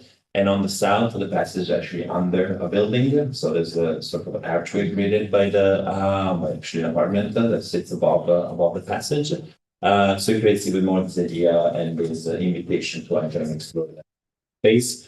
These will be all the access will be probably we'll have to. There's details still to iron out, obviously, but we're going to have some sort of control at night for public entrance. And obviously illumination for the entrances. At the same time, again, the idea is to really invite the public in here and activate the courtyard through traffic as people are going to visit the space and going to use this commercial spaces in it. We include at least 30 bicycle parking spaces in the development to be used by the residents. And we've been talking about also providing in each one of these different locations where the parking spots will be. I think there's 4 stalls right now, providing also a charging station for bikes. Where parking is always a concern and something to think about in the development, especially at the town. So we really commissioned Labella Associates to do a parking study for us. And we'll show the results. The parking study is limited to on-street parking and municipal parking within a quarter of a mile of the site. Because of the density, because of these public spaces created, we don't have any parking on site. And so we are evaluating all the options to offer parking or provide the needed parking within the nearby proximity of the center. So the study indicated that there are about 260 parking spots, municipal parking spots within a quarter mile of the site. An additional 168 on-street parking that can be used especially at night when there's less demand for those parking spots. So based on this, we are considering the option of offering for some of the residents municipal parking pass for the year. So we're talking with the city to understand the process of doing that. So there is at least a minimum of guaranteed parking spots offered to the residents of this development. Are you going to, so you're going to be the ongoing management? Yes. You're not just a developer building this? No, we're going to hold it after we develop it. Okay. Yeah. Okay. Yeah, so this is something that we're particularly acutely aware of. We know that it's a consideration. We've talked with all of our neighbors about their concerns more broadly about the project. And we don't want to presume that, oh, we propose no parking and there's not going to be an issue with that. We think this is the best place to live in the city. That's why we're developing on this area. You're so close to everything in uptown. You're so close to most of the amenities you need. We want Kingston to become ever more walkable, and that will have this wonderful virtuous cycle effect. But it's a period of transition now.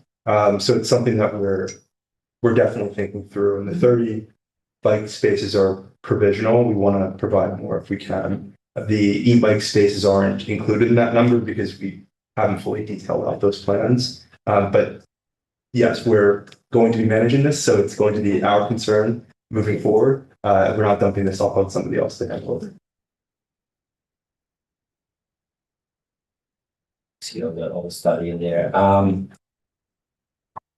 We've been going back and forth and we've been talking about how to, because all of the, each one of the individual buildings within this development can be traced down to a topology that is approved E5 and zoning. But at the same time, we wanted to propose something new. So we are going to apply for a major waiver and propose a new typology for this development.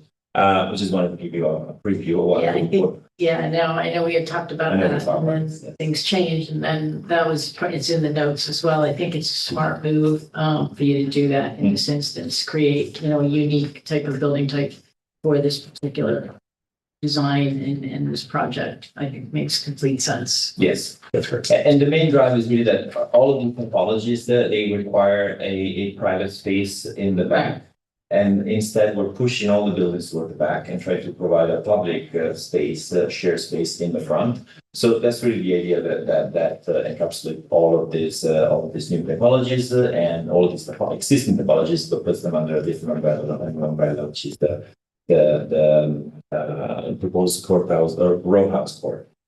So we can run through this now, or we can submit the proper documentation for the major waiver. But again, the idea is that very similar, or an umbrella that encapsulates all these different typologies, and moves the requirement for the public spaces from a private back garden to a shared front court. Right. So for the planning board members, the form-based code has various building types that are predefined.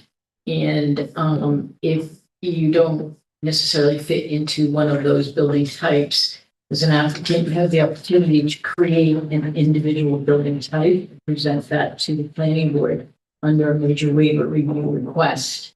That building type will be the typology for this site alone. If the council chooses to adopt it and add it to the code for other locations, that would be a separate process, but it would be just for this project and just for this site at the current time. And that it makes sense when looking at this site and the type of design that they're coming up with. It's a unique and I think it warrants it, so. Our hope here is that we can have more open space by arranging the buildings this way, as opposed to sort of partitioning it off and having 5 feet here where you just put some bikes maybe and maybe your kids' toys and it never gets used. But with these courtyards, we'll have benches and places to lay out and places to meet your neighbors and hang out. So that's what's driving a lot of this. With the current plan, just have a question. So there is no plan right now for any parking or space for parking. If you want to pull in the both of the, maybe we want to show the plan, for drop-offs, for mail and packages, there will be access to the court for emergency vehicles. There will be as well down this laneway, but there won't be dedicated parking on the site. So the mention of giving your tenants municipal parking, has there been any discussion as to how densely populated those municipal parking spaces are uptown? Yes. Particularly? Yeah, we've talked about that. We know that they're more occupied, definitely. So it's not just those 3 lots that we're identifying, we're looking at several. And this is sort of anecdotal, but we've had a lot of people reach out. We're very excited about the development, both within and without the community, saying, this is a great place because I don't have a car, I don't need a car. I want to be somewhere that supports that sort of lifestyle. That's sort of the focus on adding more lights. I think the sort of person who's attracted here is going to be really compelled by the fact that they can walk to most places. So I don't want to be naive and say that nobody who looks to live in this development will have a car. Of course, there will be people who need that. And we want to make sure that we're thinking through that. But we have, that was part of why we can commission those studies of the municipal lots that we know that they're, oh yeah, this is great. We know that there are 3 great lots in close proximity, but that they do get full. So that's why these were taken, I believe, 3 or 4 different times during a couple of weeks on sample studies. Both during the peak hours at 12:30 on Saturday and Wednesday. So peak hour weekend and peak hour during the middle of the week, and then a half hour, a couple of different nights. And, I think the desk lot will be the one where the parking garage used to be. That's, the other ones are kind of choked all the time. yeah, and we know that too. So it's not saying that we're just going to add more. But that's our thought now. So we're very open to any notes and comments here. The emergency access into the, does the fire department have access to the whole? Is there? Yeah, there will Can be. you speak to that? Yes, so we have identified two main axes for emergency vehicles. So on the north end, this corridor goes all the way into the end of the site, and then from here there's access. So heavy vehicles are able to be driven on the, okay. Yeah, the idea is, you can see is to have a paved driveway in there. So that there's support for. Are those kind of like ballards, so people just don't drive them all the time? So it's a really good question. We're talking about, especially in this courtyard, having perhaps practical ballots so that if you're a emergency vehicle or if you're a UPS truck, you will be able to drive through. Because I mean, you could just have the general public start pulling into your parking yards because they don't know where the hell they're going. So you Yeah. get something to prevent this. That's right. I think retractable bollards is what we would like to look towards, but any comments and thoughts, we'd be more than happy.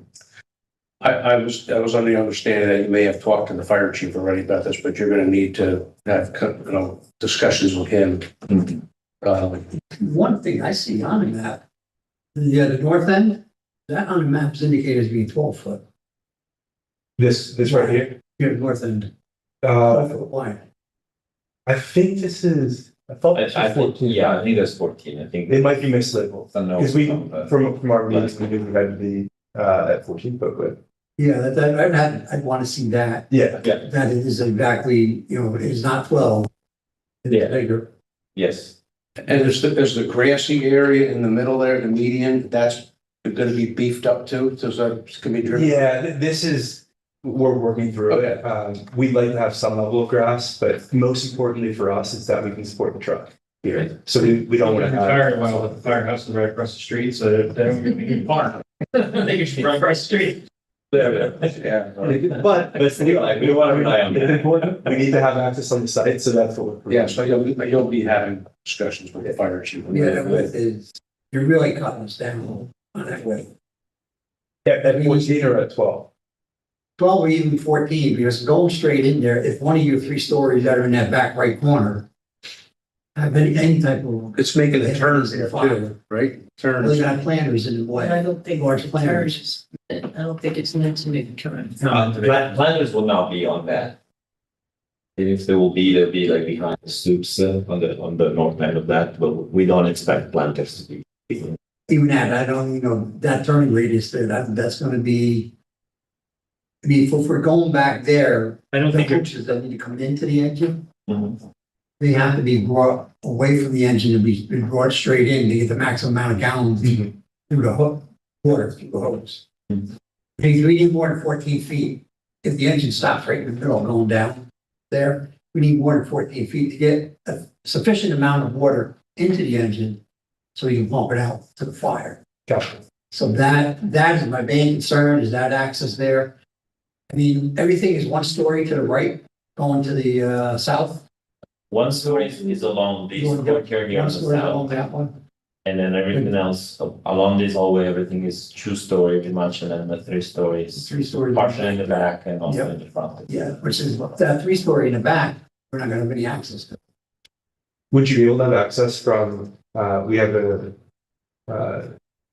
open area here that's going to the CVS. That's slope going down, and who owns that, you or, We own part of the slope, CVS owns part of the other slope.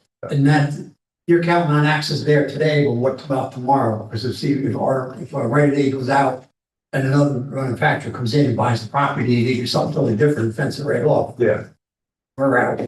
that makes sense. So we just gotta come up with something better of a plan for that. Especially that building, that's 3 stories, one all the way to the north, right? Yeah, That's 3 stories, yeah. yeah. Nobody's gonna come up with a better plan. Can we have a meeting with you this? Oh, yeah, no, you can, absolutely, Okay, absolutely. I was just meeting with 21 Elizabeth before. perfect. That's what I was suggesting that. Yeah. Or We'll definitely do. fair with that.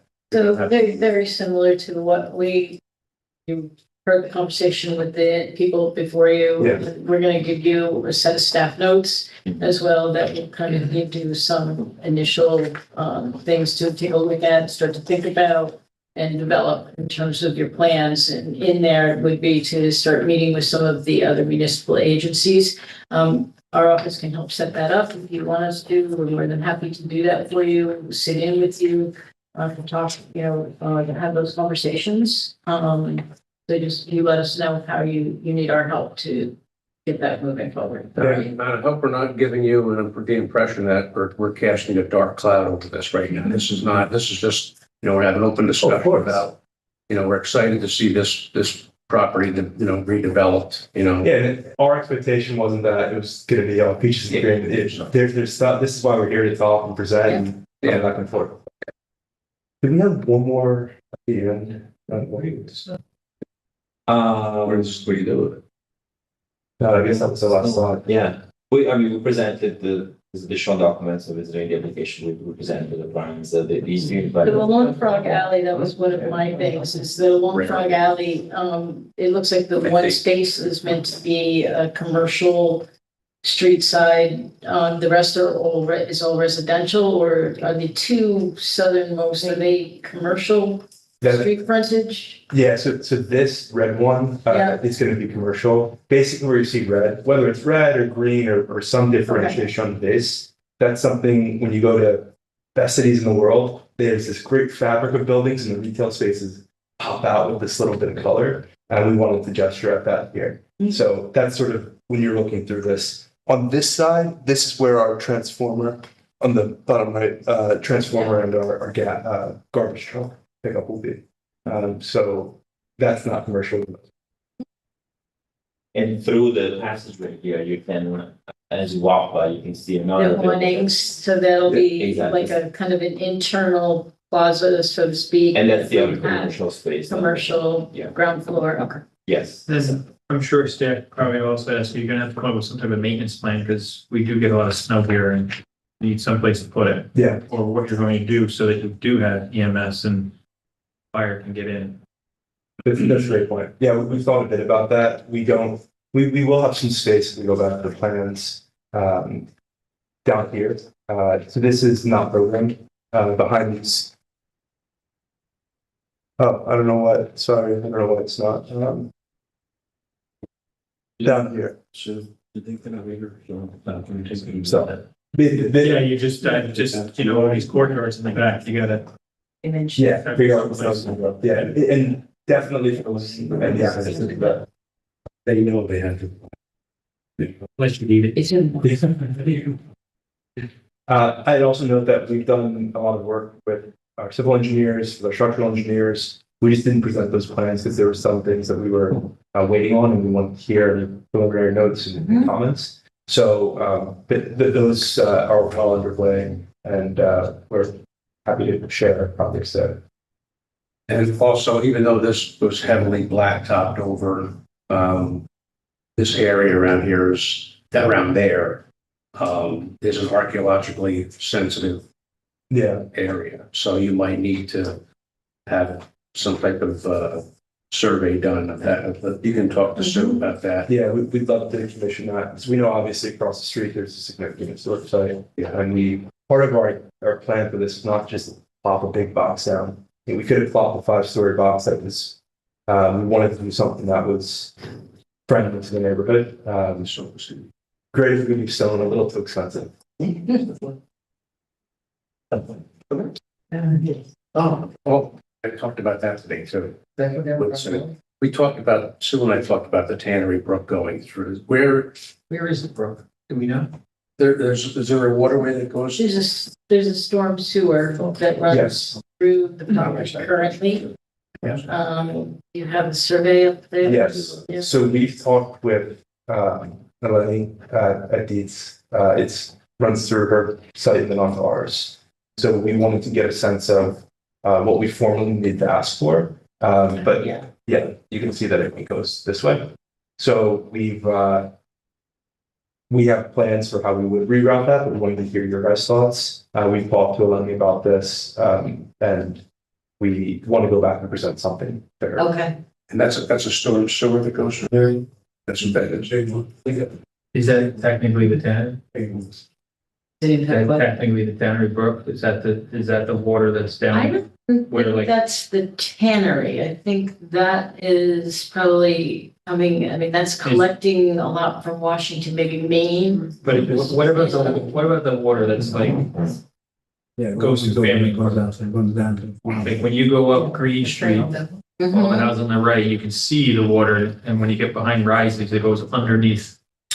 It Yeah, goes no, under I the don't parking know lot, exactly. We walked it, I walked it one time. but it goes under, like, is that the stormwater sewer, is that where? I don't believe it is. I'd have to have engineering check that. And I was thinking more. There's huge think huge this is storm more drains coming on from Lucas, but then after that, it just disappears underground. Area. Well, where it disappears by Lafayette, that's the one I'm talking about, that, goes from Main Street and Mountain View. Right, no, Yeah, that's when I was, that's Main Street. so Then that's, it goes down Linderman and then crosses under but Washington. Main Street Brook. It goes right, Long wall, basically, basically. right under Lucas, right with the dip is. Yep. You can hear it roaring through. Yeah. But it's That's under where nowhere. Murphy Street went through there, but they had to pull everything out because it was so flooded and kept burying the house. So what that Main Street Brook does not go, that doesn't, I don't know. I don't know. Okay. It'll have to be. Survey. Is there a map or sorry? What? Is there a map or I think the city engineer will be able to help out with that and determine, what's contributing to the storm, to this storm collection system here. If it's a open stream or if it's closed culvert system, where it's coming from, and hopefully some quantities that you can work with so that when you're redesigning that line, you're designing it accordingly and, Yeah, and this is basically what we were waiting for. Right. Our civil engineers are waiting for Right. this too. Right. So I guess we'll get connected with you. yeah, I mean, the city engineer is aware of the project. We've talked to him a little bit about it already. So he's starting to put some thought into what's gonna need to be done there. Great. All right. Should we wait for that or should we reach out? No, I would reach out. Okay. Yeah, if you have, your engineer, kind of reach out to him directly, that would be fine. You guys can reach out, yep.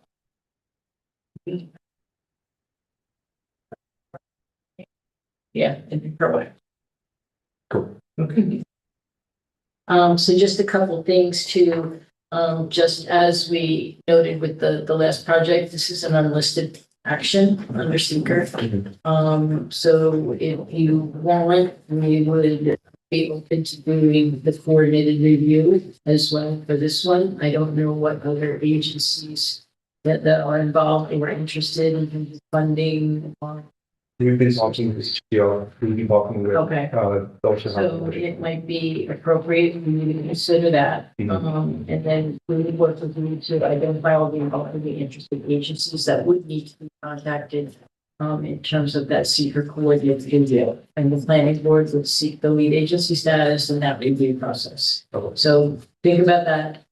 Reach out, let us know what you want to do. We can talk about that going forward next time. But there is some timeframes built into that process, so the sooner we can come up with that path, then the better. How long? Well, just to establish the lead agency, there's a circulation process, that is a minimum of 30 days. Right. Okay, and then the lead agency is determined. And then you have the review process itself, the seeker review process. So an agency may be contacted and say, you know, the planning board wants to act as lead agency. Do you have any objection to that? Or do you have any other comments? An agency may respond, I don't have any objections, but I think that you should ask for A, B, and C. Hmm. Okay, so then it would be our responsibility to request that of you. Makes sense. Okay. The project, I think, should have a public hearing. I don't know if the information is developed enough at this point to set that, but we'll, if the board agrees to a public hearing as we go forward, working with the applicants at staff level, we can make that determination, moving forward, all right? I think that this one would also be a good site visit. I'd like to coordinate a site visit to this and Elizabeth Street at the same time. We'll do a poll to all board members and you guys will be included in that as well. Aldermen will be included as well. And we'll just come up with some dates and it may end up being a couple different times that we get together and just bring the board to this project site and the other one. Okay. We talked about the waiver already, so that was good. The brownfield plan, you mentioned it. I know we talked about it in your preliminary review. Can you upload that to the portal? The phase two? Yeah. Yeah, Yeah. I don't think that was uploaded yet. yeah, we'll definitely. Yeah, so if you could do that, that would be great. I think that's really all I have for. And we'll send you the samples.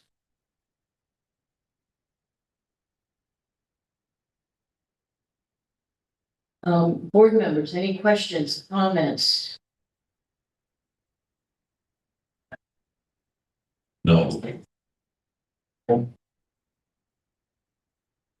do you think? Like it? Well, yeah, I mean, it's, a nice development, redevelopment for that parcel. Been sitting for a while, so. I like the scale too. A huge, considering the, site across the street and just the area, it's not overpowering, which is nice. Okay. It makes sense for the walking community because you can actually walk to walk to bus stations, access to small local businesses uptown, public transportation. It checks all those boxes, so it would be nice to see a project like this. Functioning in a part of the city that has all of these amenities. I think that would be a good model for future development too. You need more people living uptown to support the businesses uptown. Yeah. I agree. So do this one and then do one downtown. Will be. Any comments, Sage? I do like the historical nature of it too. I mean, I think that that's like the first time that ever has been referenced, like the Dutch history and actually having like that type of development after it. That's really a unique approach. And that's where this city is rooted, is in the history. So I think that you're gonna really have a good amount of support from people who have been in Kingston for a long time. That's something that I think will be recognized as positive. Yeah. Mike, your board, any comments? I'm very excited about this project. I'm curious how your financing changes if some of the larger bedrooms have a lower hand line. That's been in flux right now. We've been working with HCR and with the Housing Action Fund on this. We had to bring down some of the larger units, which is unfortunate. We had, I think, 9 or 10 3-bedrooms. We had some utility considerations that we had to put poles on certain parts of the site that required us to cut away some of the buildings. So it's sort of been this process of like making a great statue where you're cutting away and we're cutting away a little bit more in some places just to make the numbers work. But we had to lose some of those larger units, but the 2-bedrooms, as Alessandro mentioned, are oversized. There's some of them that'll be, close to over 1,000 square feet. And that those dens or home offices will provide a little more space than some of the other 2-bedrooms, which are more efficient. Okay. I think it's a really exciting project. I did not have a car for the first 2 years. I live on John Street, 2 blocks over. I didn't have a car for the first 2 years that I lived here, and it was a functional experience. And I think that this will encourage that pivot. You guys are sort of the tip of the spear of the turning us away from a car-centric city. So I'm very excited about that. It seems like that's our sense of it. And obviously, everyone will have their own needs and their own preferences. But if Uptown Kingston is to continue growing the way that I think we all want it to, you're going to have to create more space for people, right? And that density is going to, I think, be a virtuous cycle where there's more people here supporting more of the small businesses, be able to walk everywhere. Hopefully we see more and more of it. I got a question about, there's a Central Hudson has a substation there, I think, in the corner. That's right. And how do you protect that from? So we're going to have fences, and we're thinking about, we haven't given full discussion for the landscaping program there, but it's definitely something we've thought about. Yeah, we have, when we didn't present the utility plan, this one, the full engineering plan, it was still work in progress. But basically there's, this lot on the north is owned by Central Hudson. We're going to actually bring power from here running between the building and then a transformer on the east end of the property on Frog Alley. So all the boundaries of the other properties will be fenced, will be protected. And then we're gonna have bollards and we're gonna have all the we're in conversation with Central Hudson. So they're very eager. We have their unwritten moving to this part, but unwritten provide. I haven't on any unwritten accounts, but we don't have any official document. But the conversation is ongoing. Well, we look forward to seeing this thing blossom and having you come back here to speak to us again. So, I applaud you for this. So thank you. Good morning. Anybody have any other questions? Great. So at this time, we'll make a motion that we table item number 11. Robert Jacobson the second. All in favor? Aye. Aye. Opposed? Carried. Thanks so much, guys. I really appreciate it. All right. See you soon. Thank you. I know that, but I'm driving. They seem to put the brakes on here. My first thought is Robert was gonna say something. That's why we're making a good time, but you just are about 40 minutes of it. We're back to. You did. Yeah, thanks. About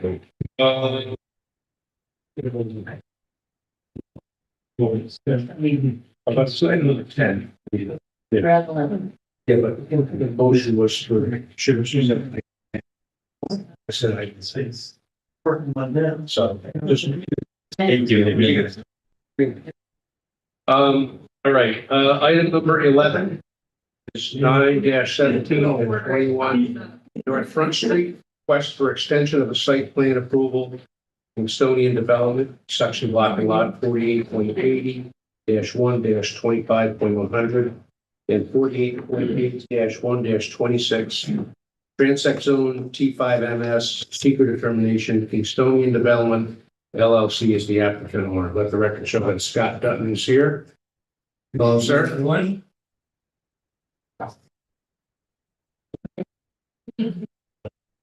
I don't know.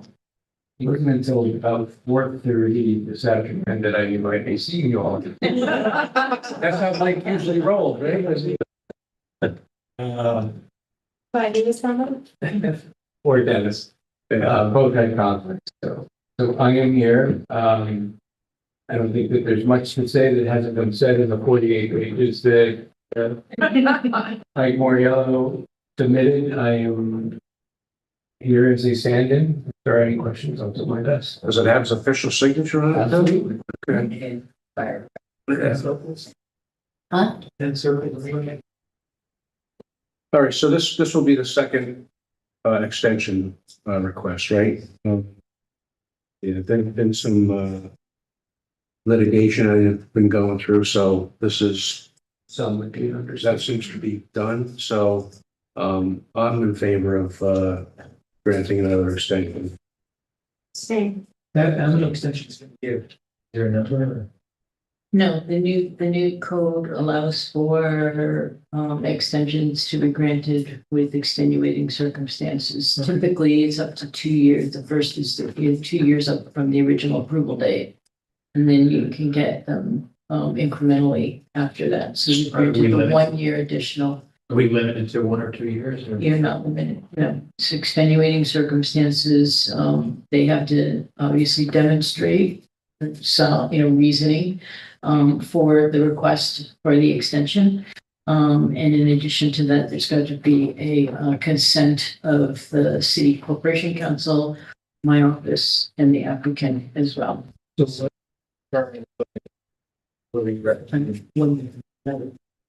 we do longer than that? Could we- No, I won't get 1 year. 1 year extension. But they're gonna be back, because, I mean, You don't know that.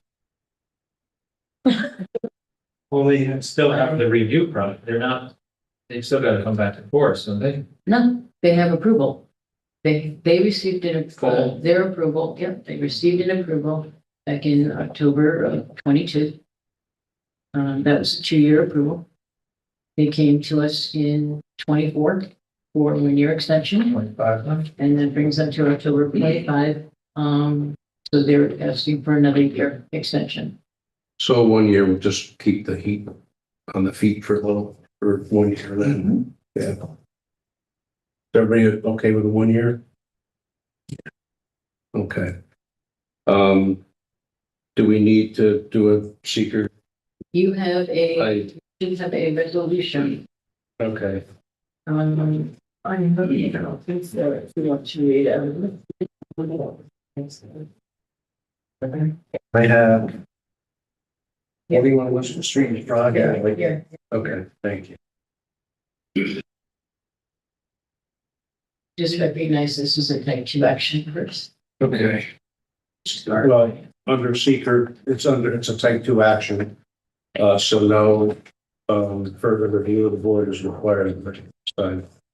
Yes. We read this whole resolution again? Okay. Resolution of the City of Kingston Planning Board ratifying, extending, and amending the final site development plan approval and final special use permit approval for the Kingstonian project at North Front Street and Wall Street, Kingston, New York. Whereas Kingstonian Development Group LLC, the applicant, has submitted an extension request letter dated August 26, 2025. Requesting an extension of the October 17, 2022 site development plan approval and the special use permit approval for the Kingstonian project upon good cause shown therein pursuant to section 405.26E, parens 1, parens E of the City of Kingston zoning law. And whereas the approval was extended for 1 year on September 16, 2024 to expire on October 17, 2025. And whereas the satisfaction, extension, and amendment is to allow time to obtain a building permit and commence construction of the following improvements. A 420 vehicle parking garage, 277 spaces devoted to public parking. B, 32-room boutique hotel. C, 143 units of apartments, 14 units of affordable housing.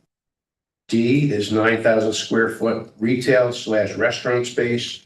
E, pedestrian plaza for public use. F is walking grid, and G, related project infrastructure and appurtenances. And whereas the ratification, extension, and amendment timeline is being requested for an additional 1 year period. And whereas this resolution is considered a ratification, extension, and amendment to the original approval set forth above and carries forward all original conditions and documentation as recited within the October 17, 2022 approval decision aforesaid. A copy of said October 17, 2020 approval decision is annexed hereto and made part of hereof as Exhibit A. And whereas an extension of time for previous approvals and type 2 action of the seeker, section 6 NYCRR Part 617.5 C26, as it is a routine as it is a quote, routine or continuing agency administration and management, not including new programs or major reordering of priorities that may affect the environment, unquote. And whereas the August 26, 2025 extension request letter has been made of record before the planning board. Copy of said correspondence is annexed hereto and made in part hereof as Exhibit B. And whereas pursuant to section 405.26E1E of the City of Kingston zoning law, the City of Kingston Office of Corporation Counsel has submitted a letter acknowledging that the applicant has demonstrated that the delay was due to extenuating circumstances and consenting to an extension of time for an additional 1 year to October 17, 2026. A copy of said correspondence is annexed hereto and made a part hereof as Exhibit C. And whereas the City of Kingston Planning Administrator has signed the Office of Corporation Counsel's letter agreeing and consenting to the extension, and whereas pursuant to section 405.26E1E of the City of Kingston zoning law, the applicant, the City of Kingston Planning Administrator, and the City of Kingston Corporation Council shall all execute this resolution following the affirmative vote of the planning board thereupon and owing to the extenuating circumstances set forth herein. Now, therefore, be it resolved by the City of Kingston Planning Board as follows. Section 1, the planning board, after full consideration of the Kingstonian project, hereby grants the applicant's request for a second extension for a period of 1 year as consented to by the Office of Corporation Counsel and the Planning Administrator to expire on October 17, 2026. Section 2, nothing herein shall prohibit the applicant from appearing before the planning board prior to October 17, 2026, in the event that the applicant desires to further extend the ratification, extension, and amendment set forth herein. Section 3, the planning board believes it to be in the best interest of the public to set a firm date for the Kingstonian to obtain a building permit and commence construction, and hereby authorizes the ratification, extension, and amendment as herein stated and for good cause shown. Section 4, this resolution amends the original October 17, 2022 final approvals, the September 16, 2024 extension, and all other original conditions noted within said approval resolution. as carried forward by this instrument. Section 5, this approval by the planning board does not eliminate the need for the applicant to obtain the appropriate permits and approvals from other boards, commissions, departments, and relevant agencies. Section 6, as a condition subsequent to this approval, the City of Kingston Planning Administrator, the City of Kingston Corporation Council, and the applicant shall sign this resolution following the vote thereupon.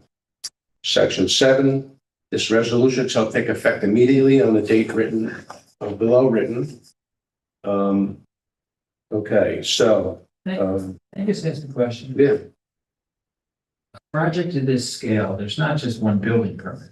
I assume there's multiple building permits because you're moving streets, you're doing new easements, you're tearing down buildings. So which building permit?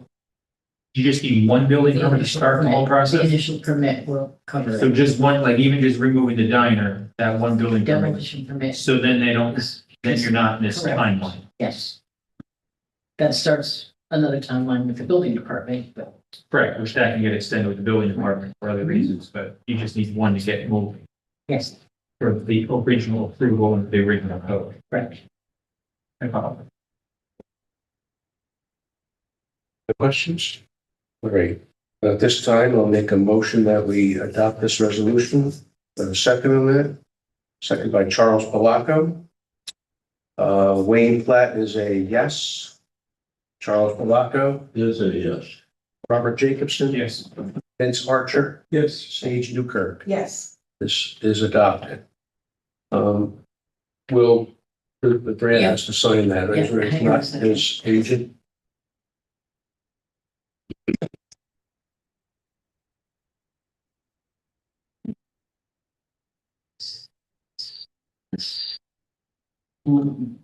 We signed the. Then you're going to sign too. I'll send this, because that's going to go too.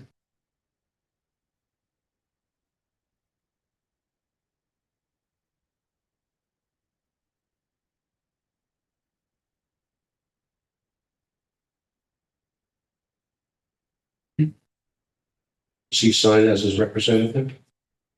Very good. Okay. I'm going to take it to that. Oh, you're doing it? Well, waiting here, I just sign it. Okay. Get it back to you, just fit in there as best you can. Starling did good. Even if it was less than that.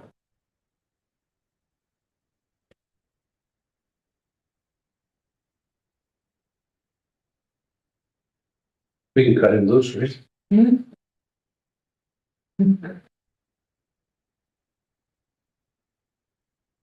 Thank you, Scott. Thank you. Take care. See you next month.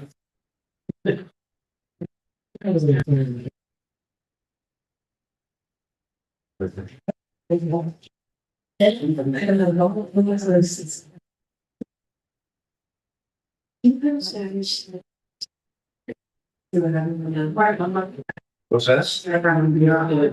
I know. Lucky there wasn't a lot of noise there here for the door. This one, yeah, she might have told you about the other. Yeah.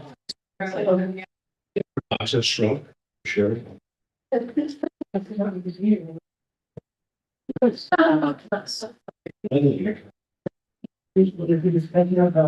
All right, we have one other discussion here.